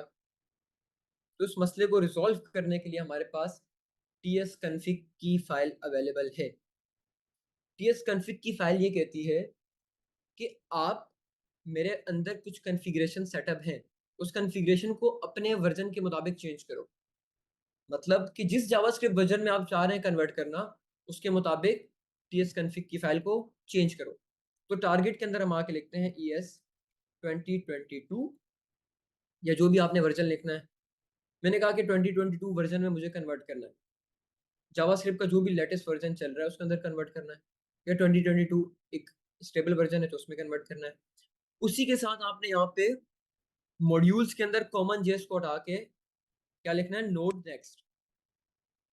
अच्छा, इसकी डिटेल में भी मैं नहीं जा रहा, क्योंकि इसकी डिटेल में जाएंगे तो थोड़ी और चीज़ें निकल के आएंगी। तो यहाँ पे मैंने ये काम कर दिया, tsconfig फाइल के अंदर आके कुछ चेंजेस कर ली। सबसे पहले टारगेट को ES 2022 कर दिया, मॉड्यूल्स को नोड नेक्स्ट कर दिया, मॉड्यूल रेजोल्यूशन को भी नोड नेक्स्ट कर दिया। अब मैं टाइपस्क्रिप्ट की फाइल में हूँ, इधर एक एरर आ रहा है, एक यहाँ पे एक एरर आ रहा है। वो एरर इस वजह से आ रहा है कि हमारे पास जो भी जावास्क्रिप्ट की फाइल को चलाने के लिए हमने पैकेज जेसन की फाइल बनाई है, चलाने के लिए नहीं, मतलब जावास्क्रिप्ट या नोड जेएस की कॉन्फ़िगरेशन फाइल सेटअप की है हमने, नोड पैकेज जेसन। हमें वहां पे भी बताना होगा कि भाई साहब हमने मॉड्यूल्स कौन से यूज करना है। तो मैंने कहा यहाँ पे लिखो टाइप मॉड्यूल्स।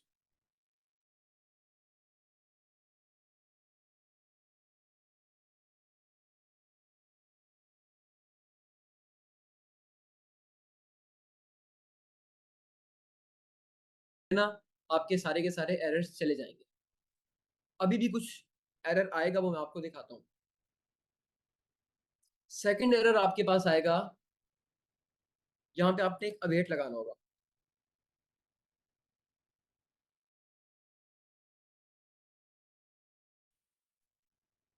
तो इसकी डिटेल में जाने की बिल्कुल जरूरत नहीं है अभी के लिए। बस आप लोग ऐसा समझें कि यूजर हमें जो भी इनपुट देगा, ऐसा तो नहीं है कि हम यूजर से जैसी इनपुट मांगे वो हमें इंस्टेंटली इनपुट दे देगा। हो सकता है वो 2 सेकंड बाद इनपुट का हमें एंटर करके दे, हो सकता है वो थोड़ा डिले करके इनपुट दे, हो सकता है वो चाय पी रहा है, वो कहे चलो थोड़ी देर सब्र करते हैं, मैं फ्री हो जाऊँ फिर देता हूँ। तो यूजर तो करेगा वेट। तो हमने अवेट स्टेटमेंट यहाँ पे अवेट कीवर्ड लगाया, तो अब हमारा जावास्क्रिप्ट का कोड भी यहाँ पे वेट करेगा। वो कह रहा है कि यूजर से अगर आप वेट कर रहे हैं, चलो मैं भी वेट कर लेता हूँ, जब तक आप इनपुट नहीं देंगे मैं आगे नहीं जाऊंगा। हमारे कंपाइलर ने जिद पकड़ ली कि जब तक आप वेट करेंगे मैं भी वेट करूंगा, और हमें ये काम चाहिए क्योंकि इनपुट के बगैर हम आगे चल नहीं सकते। अगर यूजर इनपुट ही नहीं देगा, कि उसके बगैर इनपुट के बगैर हमारी एप्लीकेशन में कोई काम हो नहीं सकेगा। तो हमने कहा हम भी यहाँ वेट करते हैं। अच्छा, अब इस कोड को चला के देखते हैं। सबसे पहले हम लिखते हैं, अब इसको क्लियर करते हैं, CLS करके क्लियर स्क्रीन करते हैं, और यहाँ पे अपनी कमांड लिखते हैं TSC index.ts।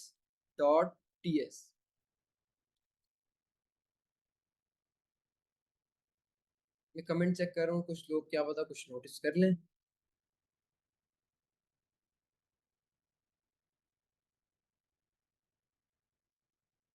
चलें, हमने कमांड लिखी TSC index.ts, एंटर मार दें।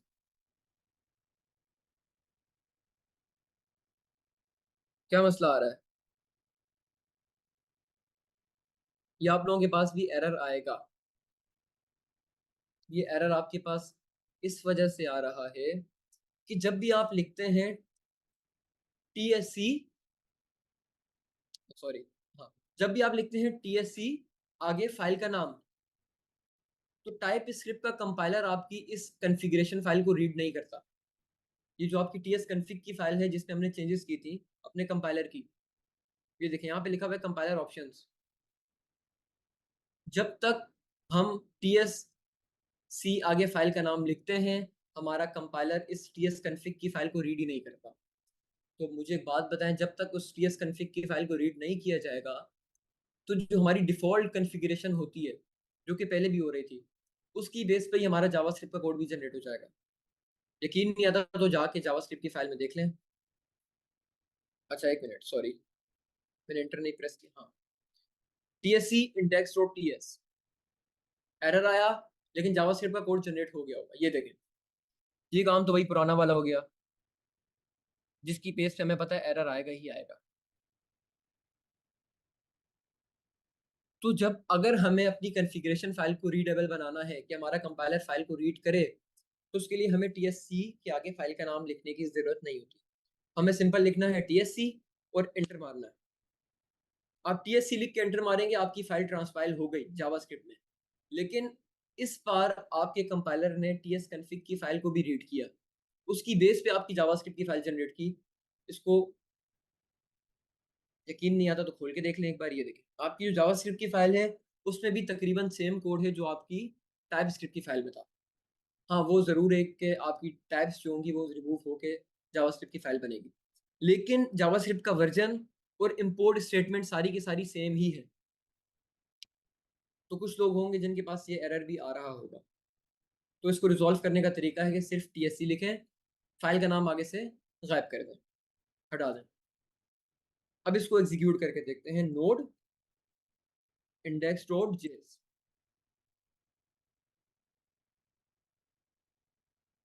चला के देखते हैं।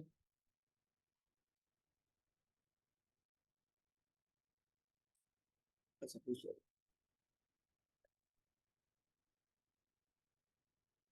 अच्छा जी, अब वो मेरे से एक सवाल पूछ रहा है कि एंटर फ्रॉम करेंसी, मतलब कि वो करेंसी लिखो जिससे आपने कन्वर्ट करवाना है।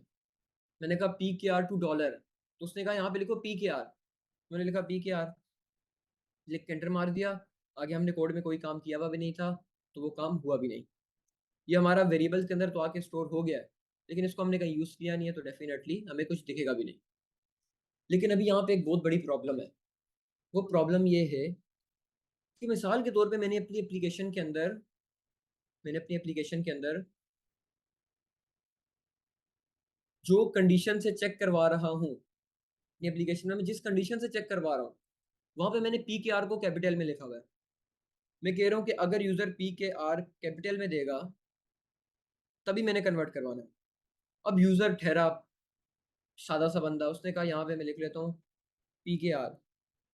ये थोड़ा और सादा ठहरा, उसने कहा यहाँ पे मैं लिख लेता हूँ पाकिस्तान। लेकिन अब प्रॉब्लम ये आएगी कि इस कंडीशन की बेस पे मेरी एप्लीकेशन में कोई भी मैंने चेक नहीं लगाएगा। मैंने तो सिर्फ PKR में चेक करना है, वो भी कैपिटल। तो यहाँ पे एक मसला हो जाएगा। अब यहाँ पे आप जब जाके देखेंगे $2 जब आप कर रहे हैं, तो यहाँ पे आपको डायरेक्ट ऑप्शन नहीं दे रहा। वो कह रहा है कि भाई इन चेक बॉक्स से सिलेक्ट ऑप्शन है आपके पास, इसमें से कोई भी एक सिलेक्ट करो। तो मैं चाह रहा हूँ कि मेरी एप्लीकेशन में भी कोई इस तरीके का काम हो कि एक सिलेक्ट बॉक्स मेरे पास आ जाए जिसमें से मैं अपनी करेंसी सिलेक्ट कर दूं। तो इसको करने के लिए हमारे पास जो तरीक़ेकार मौजूद है वो है, यहाँ पे आप आए, इसकी टाइप डिफाइन करें। मैंने कहा जो भी मेरे पास, अच्छा ये मैं काम गलत फाइल में कर रहा हूँ, जावास्क्रिप्ट की फाइल में, तो आप लोगों ने ऐसा नहीं करना। जावास्क्रिप्ट की फाइल को चेक करने के बाद अगर आपने शॉर्टी लेनी है तो उसको चेक करने के बाद यहाँ से कट कर दिया करें, फिर गलती के चांसेस कम हो जाएंगे। यहाँ पे आए, यहाँ पे लिखें टाइप, इनपुट बॉक्स की टाइप होगी। वो पूछ रहे check box confirm editor list expand input number password. मैंने कहा मुझे चाहिए लिस्ट। उसने कहा ठीक है। अच्छा, अब जैसे ही आप लोग लिस्ट की टाइप इस्तेमाल करते हैं, उसी के साथ आपको अपनी चॉइसेस भी बतानी होती है कि कौन कौन सी चॉइसेस आपने यहाँ पे शो करनी है। अच्छा, यहाँ पे ना आप लोगों के लिए आसानी के लिए मैंने कुछ करेंसीज यहाँ पे, डमी करेंसीज डेफिनेटली, अभी तो हम रियल टाइम में डेटा ला नहीं रहे, डमी डेटा यहाँ पे मैंने एक अदद ऑब्जेक्ट बना के स्टोर किया हुआ है।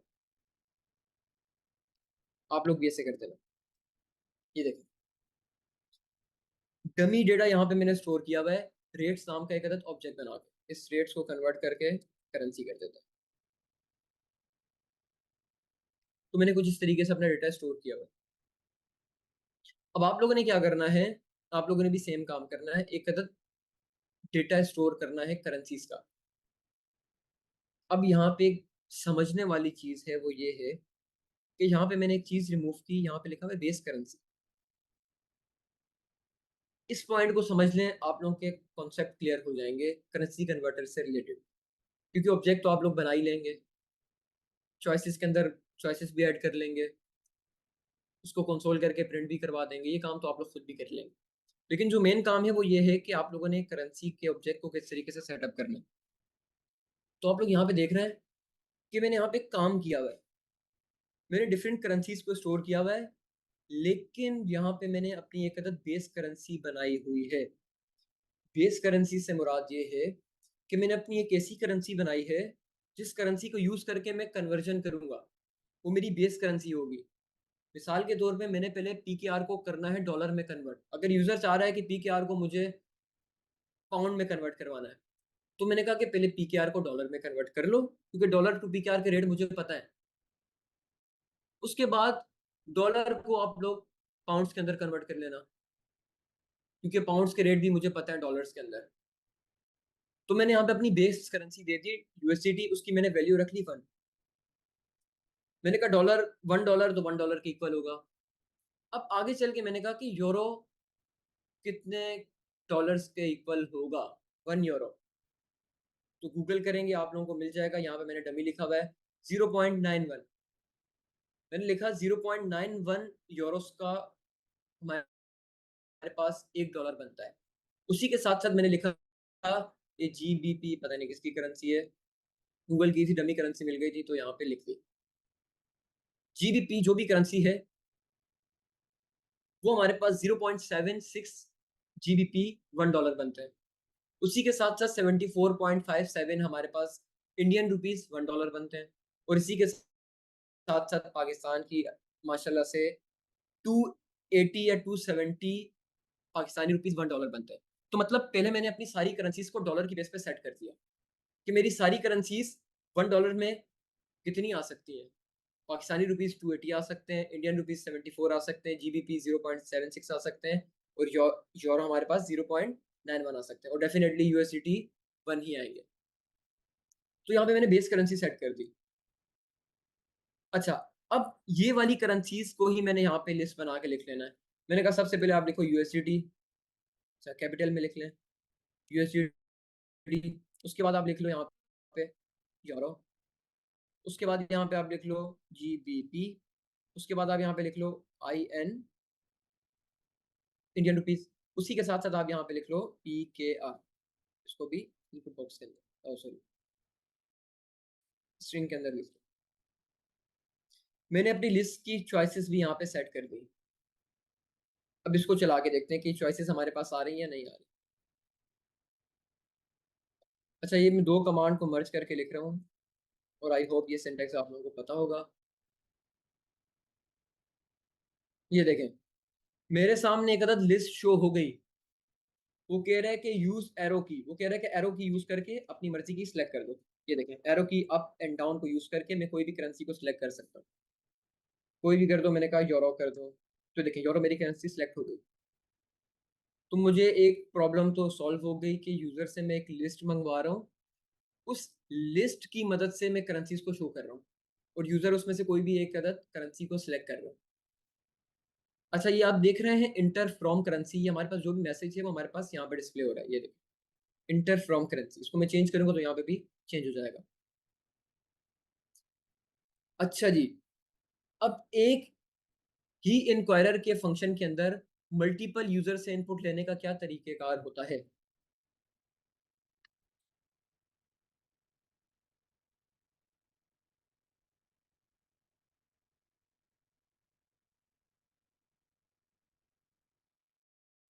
क्या करूं, एरे बना दूं?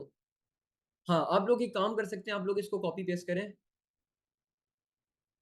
यूजर आंसर 2, इस तरीके से भी आप कर सकते हैं। लेकिन मैं चाह रहा हूं कि एक ही इंक्वायरर का ऑब्जेक्ट यूज करके मल्टीपल काम कर लूं, मुझे बार बार वेरिएबल बनाने की जरूरत नहीं है। तो यहाँ पे मैं एक काम करूंगा, यहाँ पे मैं एक अदद न्यू ऑब्जेक्ट बनाऊंगा, मैं यहाँ पे लगाऊंगा कॉमा। सबसे पहले तो मुझे इसको एक अदद एरे बना के स्टोर करना होगा।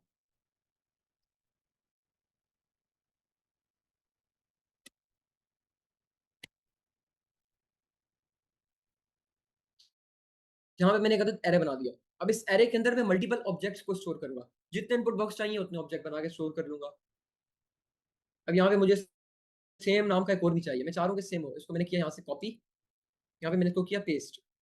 अब इस फ्रॉम को मैं करके कन्वर्ट कर दूंगा टू के अंदर, यहाँ पे मैं लिख लेता हूँ 2 और करेंसीज तो डेफिनेटली सेम होंगी क्योंकि यहाँ से भी एक करेंसी सिलेक्ट होगी, यहाँ से भी एक करेंसी सिलेक्ट होगी। अब तीसरी चीज भी मुझे यूजर से इनपुट लेनी है, वो क्या होगी? यूजर से तीसरी चीज भी लेनी है, बिल्कुल, अमाउंट, कि भाई साहब आपने कितनी अमाउंट को कन्वर्ट करवाना है एक करेंसी से दूसरी करेंसी में।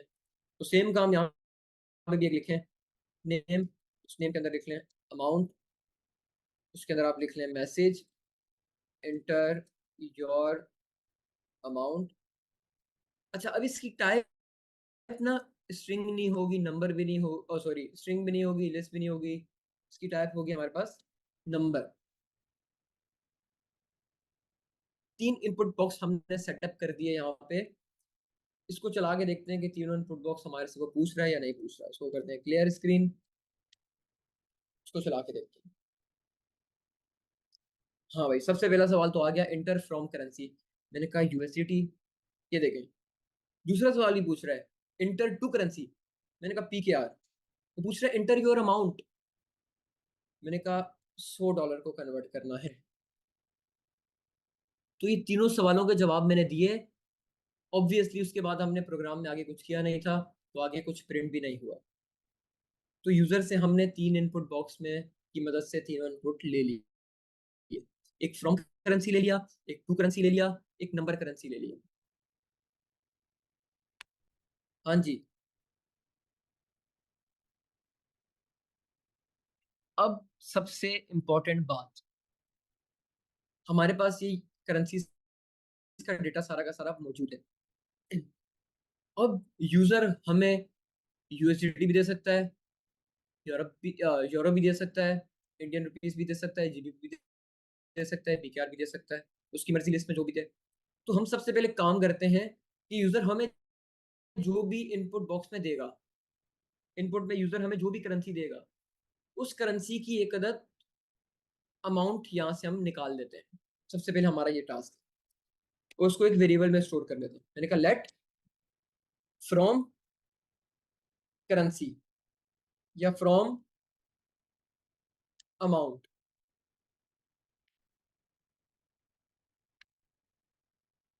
इज इक्वल टू, अब मुझे यूजर के इनपुट बॉक्स की बेस पे यूजर के लिए एक अदद करेंसी यहाँ से निकालनी है। सबसे पहले मुझे एक चीज बताएं, क्या आप लोगों को ये चीज क्लियर है कि हमें अगर यूजर नेम, तो हमारे पास पता है कि सारे के सारे इनपुट बॉक्स के आंसर यहाँ पे आके स्टोर होंगे, तो हम उसको गेट कैसे करेंगे, ये कितनों को पता है? मुझे यूजर नेम के अंदर से फ्रॉम को गेट करना है, टू को गेट करना है, अमाउंट को गेट करना है, तो कैसे करेंगे?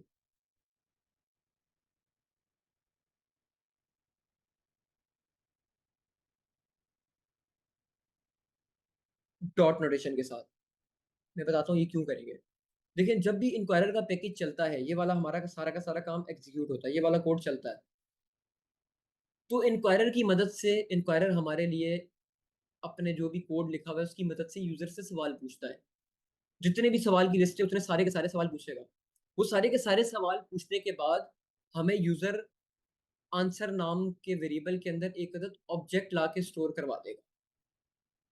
वो कहेगा कि आपका ऑब्जेक्ट के अंदर पहली प्रॉपर्टी है फ्रॉम, दूसरी है टू, तीसरी है अमाउंट, और इनके अंदर इसकी वैल्यूज आके स्टोर हो जाएंगी जो भी यूजर इनपुट करेगा। इसको एक बार कंसोल करके देख लेते हैं। इसको करते हैं कमेंट, इसको चल के देखते हैं। यहाँ पे लिखते हैं एक अदद कंसोल, यहाँ पे लिखते हैं यूजर आंसर, कि भैया यूजर ने क्या आंसर किया, उसको कंसोल करके देख लो। इसको चला के देखते हैं। यूजर ने फ्रॉम करेंसी सिलेक्ट की यूएसडीटी, टू करेंसी सिलेक्ट की पीकेआर, अमाउंट अपनी डाली 100। ये देखें, जब मैंने यूजर आंसर्स को प्रिंट किया या कंसोल किया तो मेरे पास एक अदद ऑब्जेक्ट आ गया, ये वाला, जिसकी प्रॉपर्टी में सबसे पहले फ्रॉम है, फिर टू है, फिर अमाउंट है। और अच्छा, एक चीज गौर करें कि जो भी वैल्यूज हैं वो वही वैल्यूज हैं जो यूजर ने हमें इनपुट में दी हैं। इसको चेंज करके देखते हैं। फ्रॉम करेंसी को जीबीपी करते हैं, टू को यूरो करते हैं, अमाउंट अपनी 200 डाल देते हैं। ये देखें, जो भी यूजर हमें इनपुट में दे रहा है उसकी बेस से हमारे ऑब्जेक्ट की प्रॉपर्टीज की वैल्यू हर बार अपडेट हो रही है। लेकिन एक चीज गौर करें कि हमारे पास प्रॉपर्टी हर बार सेम ही है। यहाँ पे फ्रॉम है, यहाँ भी फ्रॉम है, यहाँ टू है, यहाँ भी टू है, यहाँ अमाउंट है, यहाँ भी अमाउंट है। तो ये कैसे सेट हो गई? ये जो हमारे पास ऑब्जेक्ट की प्रॉपर्टीज के नेम है या की है, ये हमारे पास सेट हुई हमारे नेम की मदद से। जो भी हम अपने इनपुट बॉक्स के अंदर नेम डिफाइन करते हैं वही हमारे पास ऑब्जेक्ट की प्रॉपर्टी बन जाती है। तो हमारे पास ऑब्जेक्ट के अंदर सारा का सारा काम आ गया। एक चीज हमें पता है कि ऑब्जेक्ट की प्रॉपर्टी को एक्सेस करने के लिए डॉट नोटेशन लगाते हैं, सिंपल बात है। तो अब हमें फ्रॉम अमाउंट को गेट करना है। अगर मैं यहाँ पे लिखूंगा यूजर आंसर डॉट फ्रॉम, क्योंकि यहाँ पे आप लोग देखें कि यूजर आंसर डॉट फ्रॉम करेंगे हमें फ्रॉम वाली करेंसी मिल जाएगी। लेकिन एक प्रॉब्लम है, अभी तो हमें सिर्फ फ्रॉम करेंसी मिली है, लेकिन हमें उसकी अमाउंट भी तो चेक करनी है कि उस करेंसी की यूएसडीटी के अंदर क्या अमाउंट बन रही है। और एक बात मैंने पहले अर्ज की थी कि हमें ऑब्जेक्ट की प्रॉपर्टी को एक्सेस करना है। मिसाल के तौर पे मुझे अपनी करेंसी के अंदर से यूजर के इनपुट वाली चीज को एक्सेस करना है, तो मैं डॉट लगा के तो नहीं कर सकता भाई। डॉट लगा के करूंगा मुझे हार्ड कोडेड देना पड़ेगा, यूरो एक्सेस करना है, इंडियन रुपीस करना है, पीकेआर करना है, यूएसडीटी करना है। तो ऑब्जेक्ट की प्रॉपर्टी को डायनेमिकली एक्सेस करने का क्या तरीका होता है? कौन सी नोटेशन? Square notation. तो मैं यहाँ पे लगाऊंगा स्क्वायर ब्रैकेट। अब स्क्वायर ब्रैकेट में मैंने अपनी प्रॉपर्टी का नाम देना है। अब प्रॉपर्टी का नाम मैं हार्ड कोडेड तो देने से रहा, क्योंकि हार्ड कोडेड देंगे तो पहले वाला ही काम कर लेते डॉट वाला। हमें ऐसा तो करना नहीं है। हमें करना है जो भी user answer dot from, user answer dot from, ये कहते ऑब्जेक्ट आएगा हमारे पास, उस ऑब्जेक्ट की प्रॉपर्टी होगी फ्रॉम, जो भी वैल्यू इस प्रॉपर्टी के अंदर आएगी उसको हमें गेट करना है। तो यहाँ पे मैं लिखूंगा यूजर आंसर डॉट फ्रॉम। अच्छा ये एरर वही वाला एरर है, तो इसको भी यानी कर देते हैं, मसला नहीं है। User answer dot from. अब यूजर आंसर डॉट फ्रॉम के अंदर हमें यूजर आंसर फ्रॉम वाला है, इस लिस्ट में से कोई भी एक चॉइस मिलेगी। फर्ज कर लेते हैं यूएसडीटी मिलेगा, तो इस यूजर आंसर डॉट फ्रॉम पूरे की जगह पे हमें क्या मिल जाएगा, यूएसडीटी स्ट्रिंग के अंदर। यस, पूरे की जगह पे हमारे पास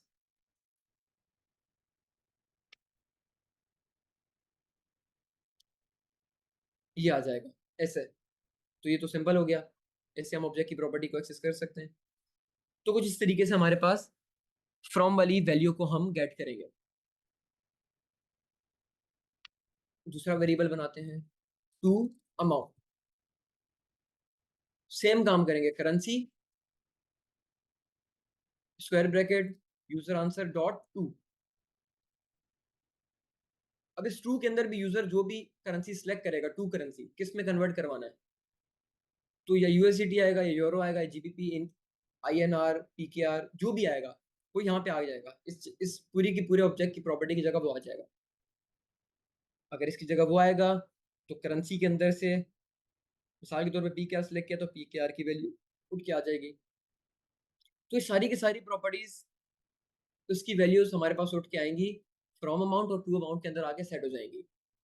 इसको एक बार कंसोल करके देख लेते हैं, इन दोनों चीज़ों को। कंसोल मैंने किया फ्रॉम अमाउंट, उसके बाद दोबारा कंसोल किया टू अमाउंट, और इसको रन करके देखते हैं।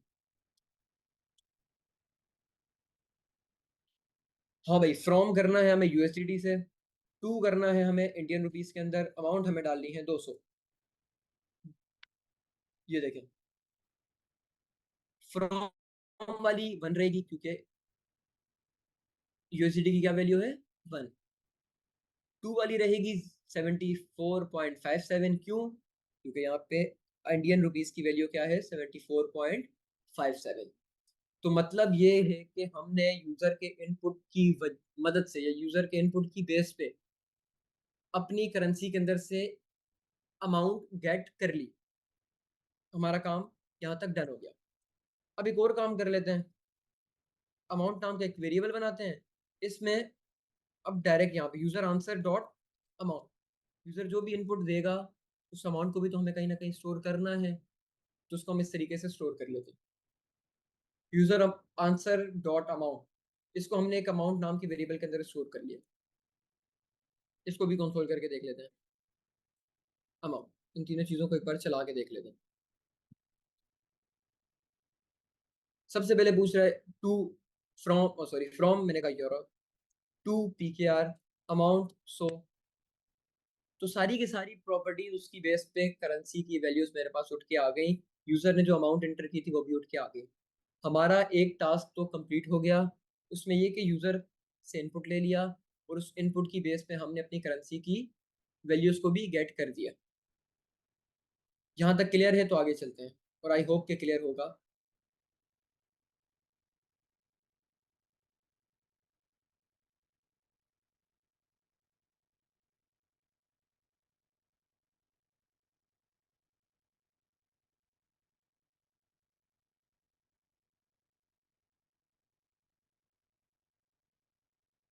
हमारा पहला काम तो हो गया, एक बार रिपीट कर देते हैं इससे क्योंकि रिपीट के मैसेज आ रहे हैं। उकाशा जी जी उकाशा टाइम काफी हो गया है। रिपीट में तो वीडियो को ये दोबारा भी देख लेंगे ना, वीडियो चले अवेलेबल ठीक होगी। है, नो प्रॉब्लम। इस प्रोजेक्ट को कंप्लीट कर लें क्योंकि 12:30 हो चुके हैं ऑलरेडी। चले ठीक है, ठीक। अच्छा, अब हमारा सेकंड काम है, अब हमें एक और काम करना है, सबसे इंपॉर्टेंट काम। वो काम ये है कि जो भी हमें यूजर ने इनपुट में करेंसी दी है, या जो भी अमाउंट दी है, यूजर ने मिसाल के तौर पे हमें इनपुट में दिया है 5,000 पाकिस्तानी रुपीस। यूजर ने हमें ये इनपुट दिया है, क्या दिया है, 5,000 पाकिस्तानी रुपीस। सबसे पहले हमें इसको कन्वर्ट करना है अपनी बेस करेंसी के अंदर। साल के तौर पे यहाँ पे लिखते हैं अपनी बेस एक वेरिएबल बनाते हैं जिसका हम नाम रखते हैं base amount is equal to, अब जो भी यूजर ने हमें अमाउंट दी है, जो भी हमें यूजर ने अमाउंट दी है उसको हमें कन्वर्ट करना है बेस अमाउंट के अंदर। बेस करेंसी से मुराद डॉलर के अंदर कन्वर्ट करना है। ये बात मैंने पहले कही थी कि हमें जो भी यूजर इनपुट में अमाउंट देगा हमें उसको किसी एक बेस करेंसी बना के उसके अंदर कन्वर्ट करना जरूरी है। तो मैंने कहा कि इस करेंसी को कन्वर्ट कर दो बेस करेंसी के अंदर। अच्छा, अब यहाँ पे चीज गौर करें, गौर करने वाली बात यह है कि जो भी यूजर ने करेंसी ऐड की थी उसकी बेस करेंसी क्या थी? हर करेंसी की बेस करेंसी हमने रखी है यूएसडीटी। उस करेंसी के अगेंस्ट यूएसडीटी जितने भी बन रहे थे, 1 यूएसडीटी के अंदर जितनी भी वो करेंसी आ रही थी हम उसकी प्राइस यहाँ पे गेट कर ली थी। 1 यूएसडीटी हमने अपनी बेस करेंसी रखी है। तो 1 यूएसडीटी के अंदर जितनी भी ये करेंसीज आती हैं, अगर पाकिस्तानी रुपीज हैं तो वो 280 आते हैं, तो उसको हमने गेट कर लिया था। अब इसको हमें यूजर की अमाउंट को कन्वर्ट करना है बेस करेंसी के अंदर। कैसे करेंगे? यहाँ पे लिखेंगे amount divided by from amount. From amount से मुराद जो भी यूजर की करेंसी सिलेक्ट की है जिससे उसे कन्वर्ट करवाना है उसकी हमें डॉलर हमने कन्वर्ट करके रख लिया है। मिसाल के तौर पे मैंने, अच्छा एक बात बताएं, इसको सिंपलीफाई करते हैं, बहुत सिंपल बनाते हैं। मैंने कन्वर्ट करना है पीकेआर टू डॉलर। अब पीकेआर टू डॉलर कन्वर्ट करने के लिए मेरे पास पड़े हुए हैं 15,000 पीकेआर। मुझे इसको डॉलर में कन्वर्ट करना है, क्या करूंगा? पीकेआर को डॉलर में कन्वर्ट करना है, क्या करूंगा?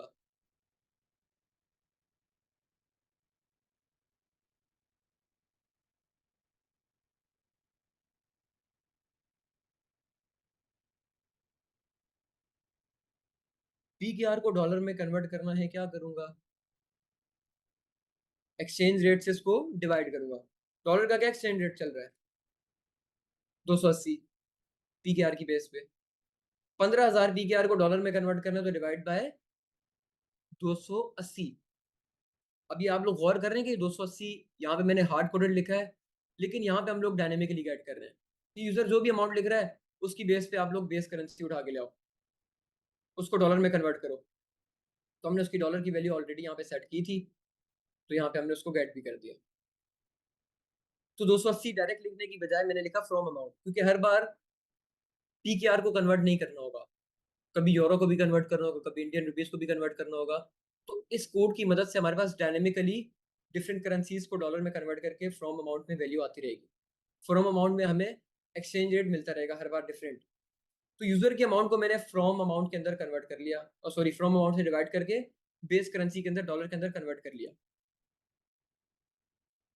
अब मुझे इसको करना है कन्वर्टेड अमाउंट। अब मुझे इसको डॉलर को यूरो के अंदर कन्वर्ट करवाना है, क्या करूंगा? मुझे डॉलर सॉरी डॉलर को यूरो में कन्वर्ट करना है। मेरे पास डॉलर आ गया है, $500। अब इसको मुझे यूरो में कन्वर्ट करना है। यहां तक तो हमारे पास बेस अमाउंट आ गई। बेस अमाउंट क्या होगी डॉलर के अंदर? यहाँ पे लिख लेते हैं,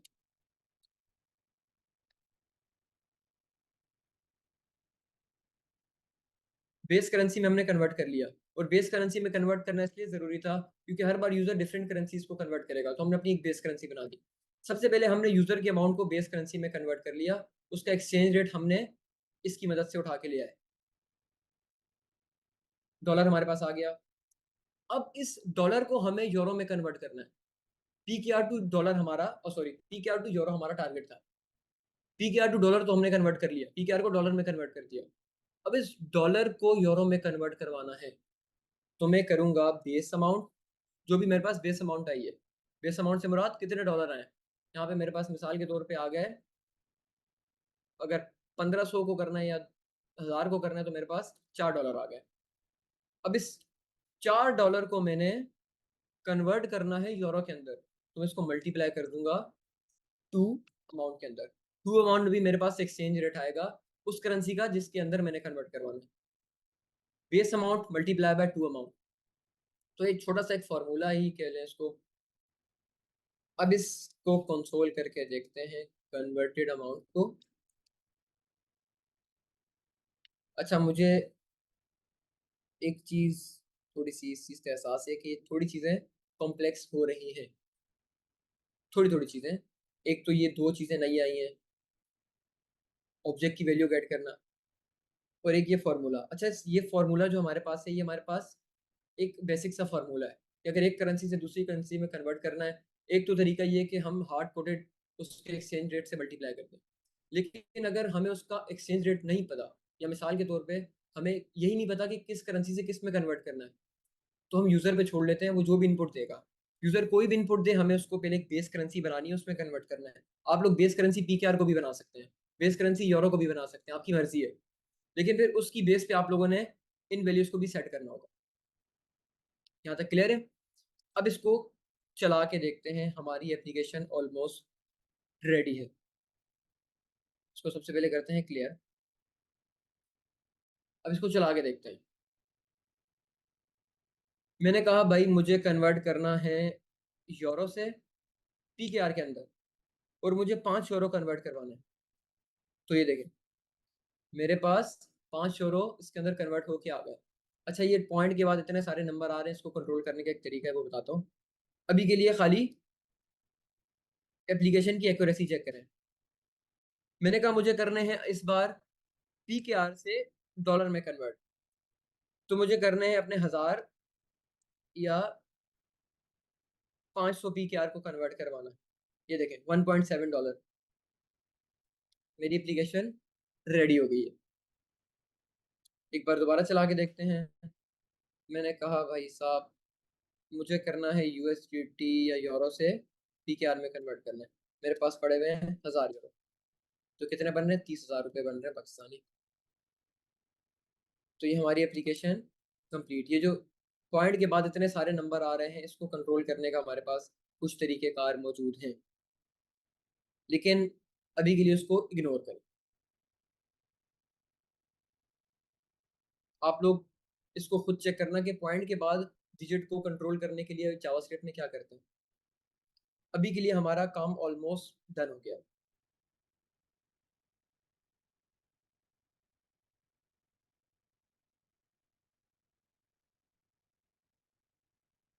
उकाशा कंक्लूड कर ले, और कोई अगर आपका असाइनमेंट देना है तो वो दे, और नहीं फिर नहीं, हम इसको एक बार सेशन रिवाइज कर लेते हैं दोबारा से, ठंडे ठीक दिमाग के है। साथ एक बार दोबारा से लेके चलते हैं।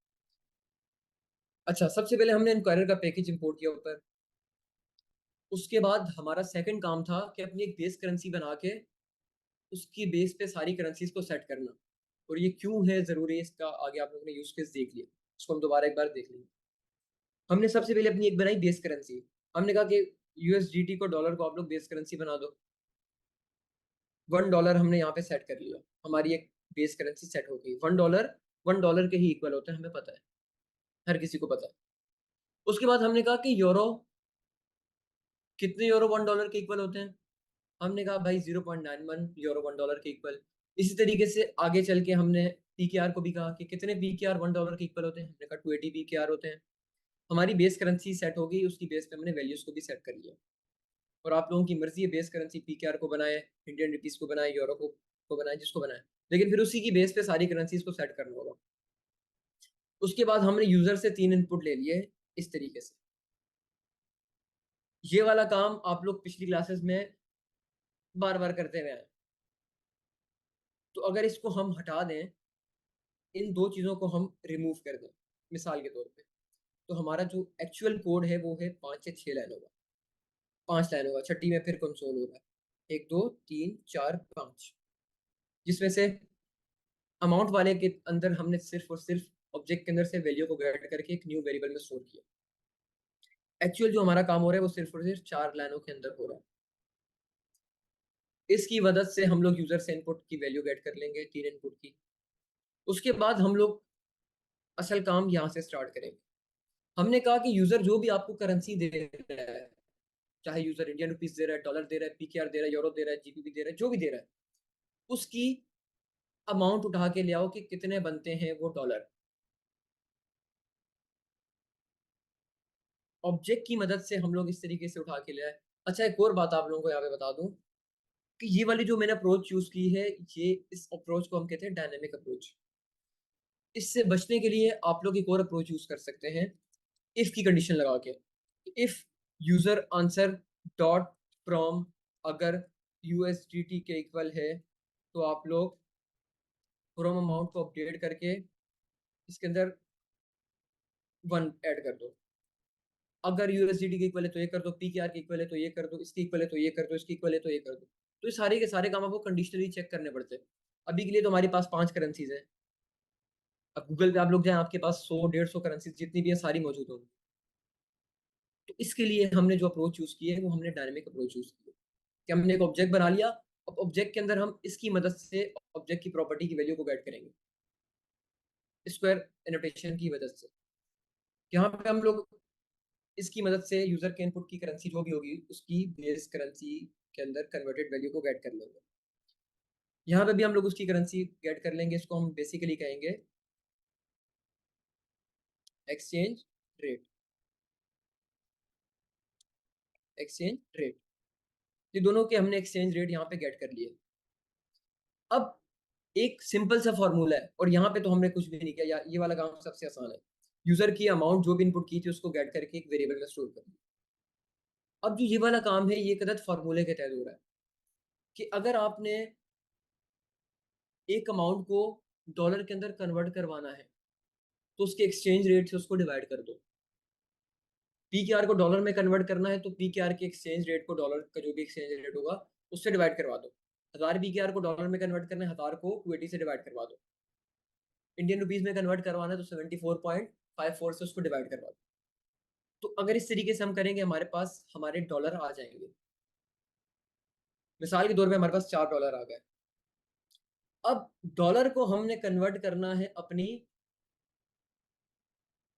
2 वाली करेंसी के अंदर, जिस करेंसी में हम लोग कन्वर्ट करवाना चाह रहे हैं। $4 है, इसको यूरो में कन्वर्ट करवाना है तो 4 को यूरो के एक्सचेंज रेट से मल्टीप्लाई करवा देंगे। डॉलर और यूरो का जो भी एक्सचेंज रेट चल रहा होगा, हमें क्या पता क्या चल रहा है, हम ऑब्जेक्ट की मदद से उठा के ले आएंगे डायनेमिकली। तो हमारे पास यहाँ पे 2 अमाउंट के अंदर एक्सचेंज रेट आ जाएगा, बेस अमाउंट के अंदर हमारे पास बेस डॉलर आ जाएंगे। इसको जब हम मल्टीप्लाई करेंगे तो हमारे पास कन्वर्टेड अमाउंट आ जाएगी। उस कन्वर्टेड अमाउंट को जब हम कंसोल करेंगे तो हमारे पास हमारा डिजायर्ड आउटपुट आ जाएगा। इसको एक बार दोबारा रन करके देखते हैं, फिर क्लास एंड करते हैं। मैंने कहा भाई यूरो को कन्वर्ट या पीकेआर को कन्वर्ट करवाना है यूएसडीटी के अंदर, 1500 पीकेआर को कन्वर्ट करना है यूएसडीटी के अंदर, $5.3 बन रहे हैं ये टोटल। अच्छा सर, ये क्लियर है चीजें?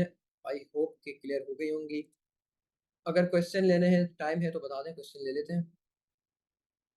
हाँ सर, 5 मिनट में ले लें जो क्वेश्चन लेने हैं। मैं एक आधा कोई चले आपको बेहतर 5 लगता मिनट के अंदर ले लो। तो आप खुद से माइक म्यूट कर दें जिसको अनम्यूट करना चाहें, या वो कमेंट पढ़ के देने तो आप देते। चले मैं कर लेता हूँ। अच्छा, हैंड रेस कर लें जिनके क्वेश्चन है। मैं अब्दुल लतीफ आपको अनम्यूट कर रहा हूँ। ठीक है ना। अब्दुल लतीफ, अस्सलाम। अच्छा, मुझे वालेकुम ये सलाम। पूछना था कि जो सबसे पहले आपने थोड़ा सा ऊपर करेंगे, एक चीज, हाँ, बिल्कुल टॉप पे आ जाए।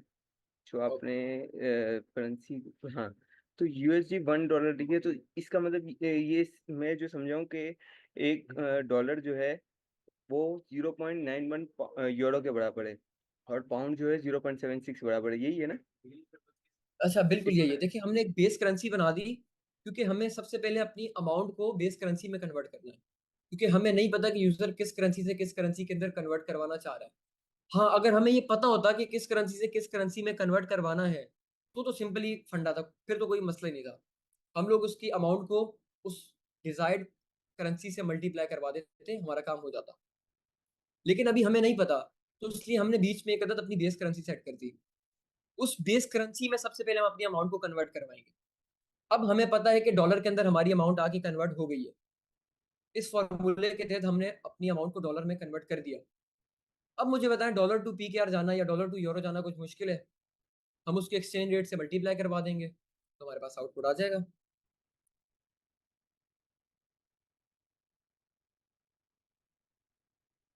क्लियर है? मैं एक क्वेश्चन और लेता हूँ, 2 क्वेश्चन। अच्छा, मलीहा हारून, मैं आपको अनम्यूट कर रहा हूँ।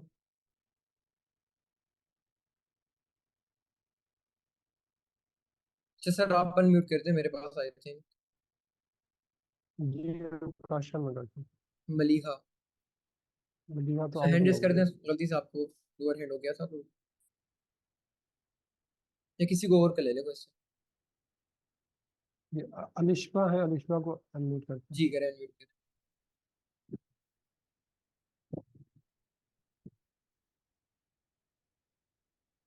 अलिश्बा, ये जवेरिया अनम्यूट है, जवेरिया शेख।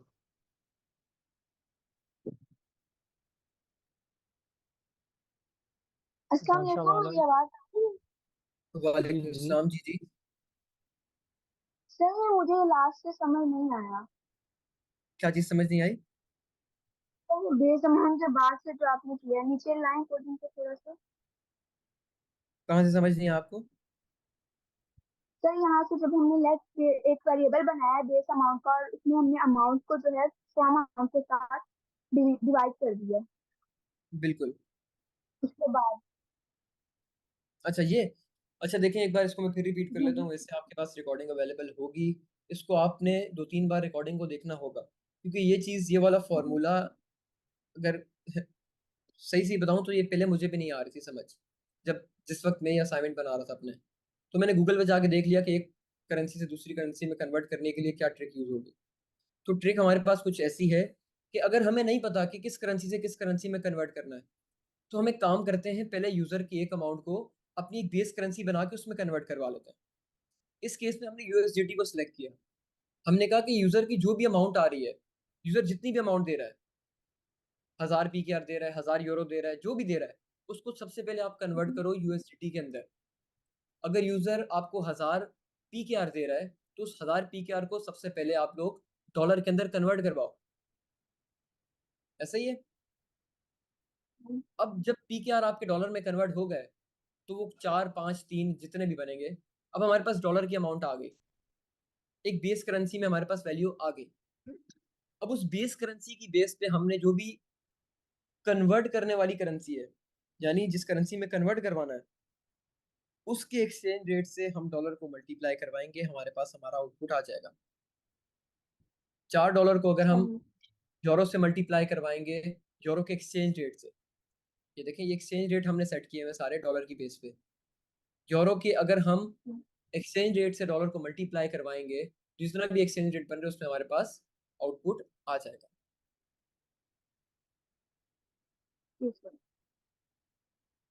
अच्छा इसको तो सर आप लोग बेस एक, अमाउंट जी जी बेस जी अमाउंट पूछे, में जो बेस है उसमें कोई भी अमाउंट रख सकते हैं अपनी मर्जी से आप इसके या अंदर वन कुछ ही भी अमाउंट डाल सकती हैं, अपनी मर्जी की अमाउंट, अपनी मर्जी की करेंसी ऐड कर सकती हैं। इसको डायनेमिक बनाने का एक फायदा ये हुआ हमारे पास, अब हमें अगर, अच्छा ये आपका प्रोग्राम और भी डायनेमिक बन सकता है, इसके अंदर हम चॉइसेस के अंदर इसको और डायनेमिक बना सकते हैं, वो आप लोगों का होमवर्क है कैसे बनाएंगे। इसके अंदर अगर कल को चल के मुझे आगे कोई और करेंसी ऐड करनी है, मिसाल के तौर पे मुझे दिनार ऐड करना है, तो दिनार का एक्सचेंज रेट मैं डॉलर के अंदर लिख लूंगा, जो भी बन रहा है, मिसाल के तौर पे 40 बन रहा है, तो अब मैंने यहाँ पे चेंज किया और यहाँ पे मैं ऑप्शन में भी ऐड कर दूंगा, यहाँ पे भी मैं ऑप्शन में ऐड कर दूंगा, और मुझे अपने किसी भी कोड को छेड़ने की जरूरत नहीं है, सिर्फ मैं ये काम करूंगा और यहाँ पे अपने एक्सचेंज रेट ऐड करता जाऊंगा। मेरी एप्लीकेशन डायनेमिक है। क्यों डायनेमिक है? क्योंकि हम लोग जो भी एक्सचेंज रेट को गेट कर रहे हैं, वो हम डायनेमिकली कर रहे हैं, और डायनेमिक ऑब्जेक्ट की प्रॉपर्टी गेट करने का तरीका मैंने स्टार्ट में बताया था, तो ये तरीका है हमारे पास। इसको आप लोग प्रैक्टिस करेंगे, इसके बगैर ये समझ नहीं आएगा। 1-2 बार करें, 3 बार करें, इस फॉर्मूले को बार बार पढ़ें, खुद रीड करें एक बार, आपको समझ आ जाएगा। अच्छा एक सवाल और ले लेते हैं, देन क्लास को एंड करें।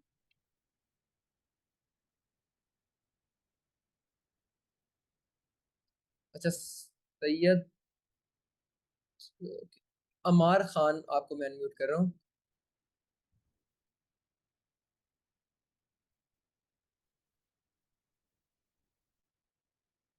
अच्छा अमार को मैं अनम्यूट कर रहा हूँ, वो खुद म्यूट कर रहे हैं।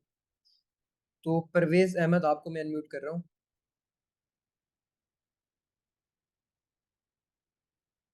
जी अस्सलाम वालेकुम सर। वालेकुम अस्सलाम। अस्सलाम वालेकुम सर। वालेकुम अस्सलाम।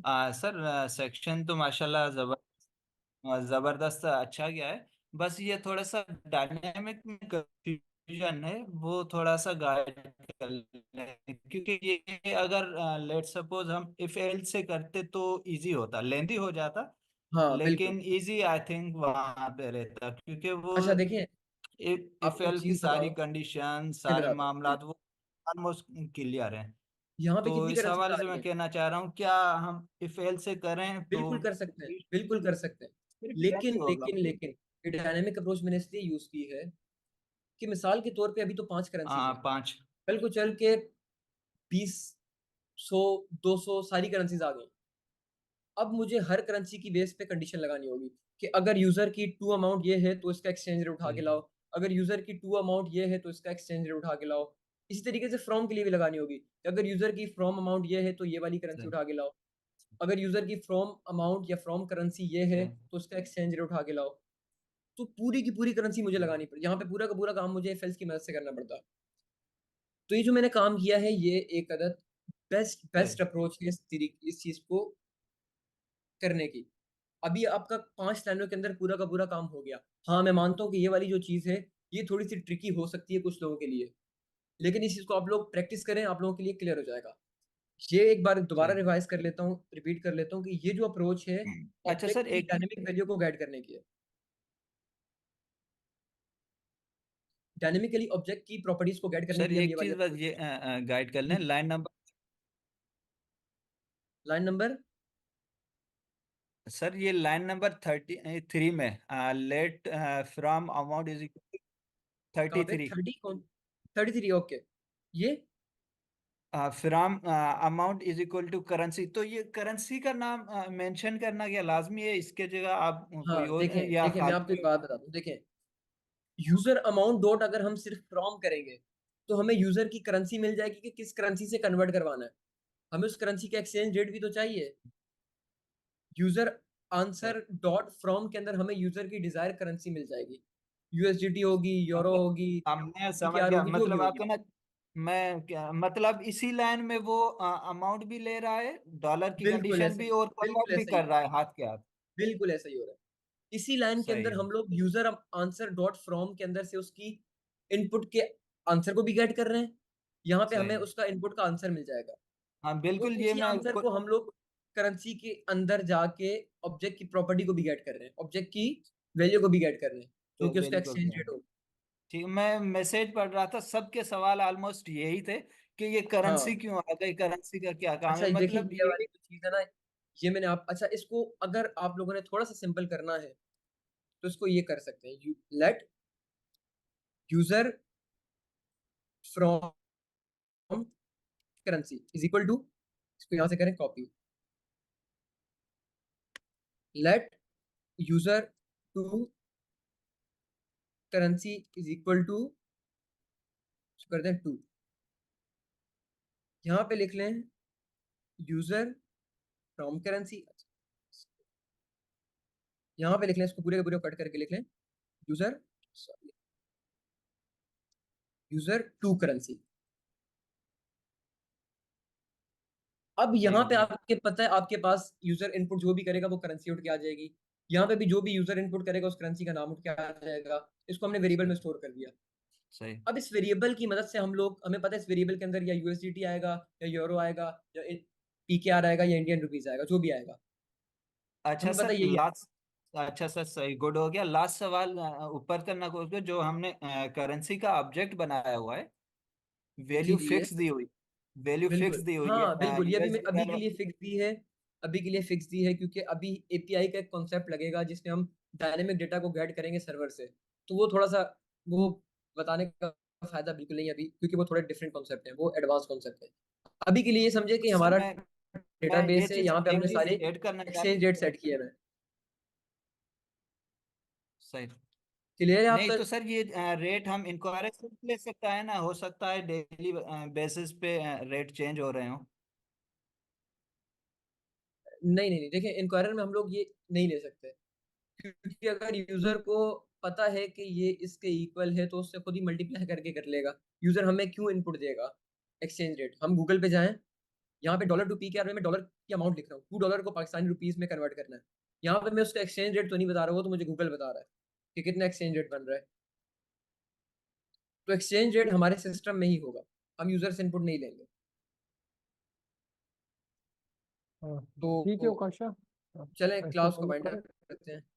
ठीक है, थैंक यू ओकाशा। ओके ओके, अल्लाह हाफिज़, अल्लाह हाफिज़।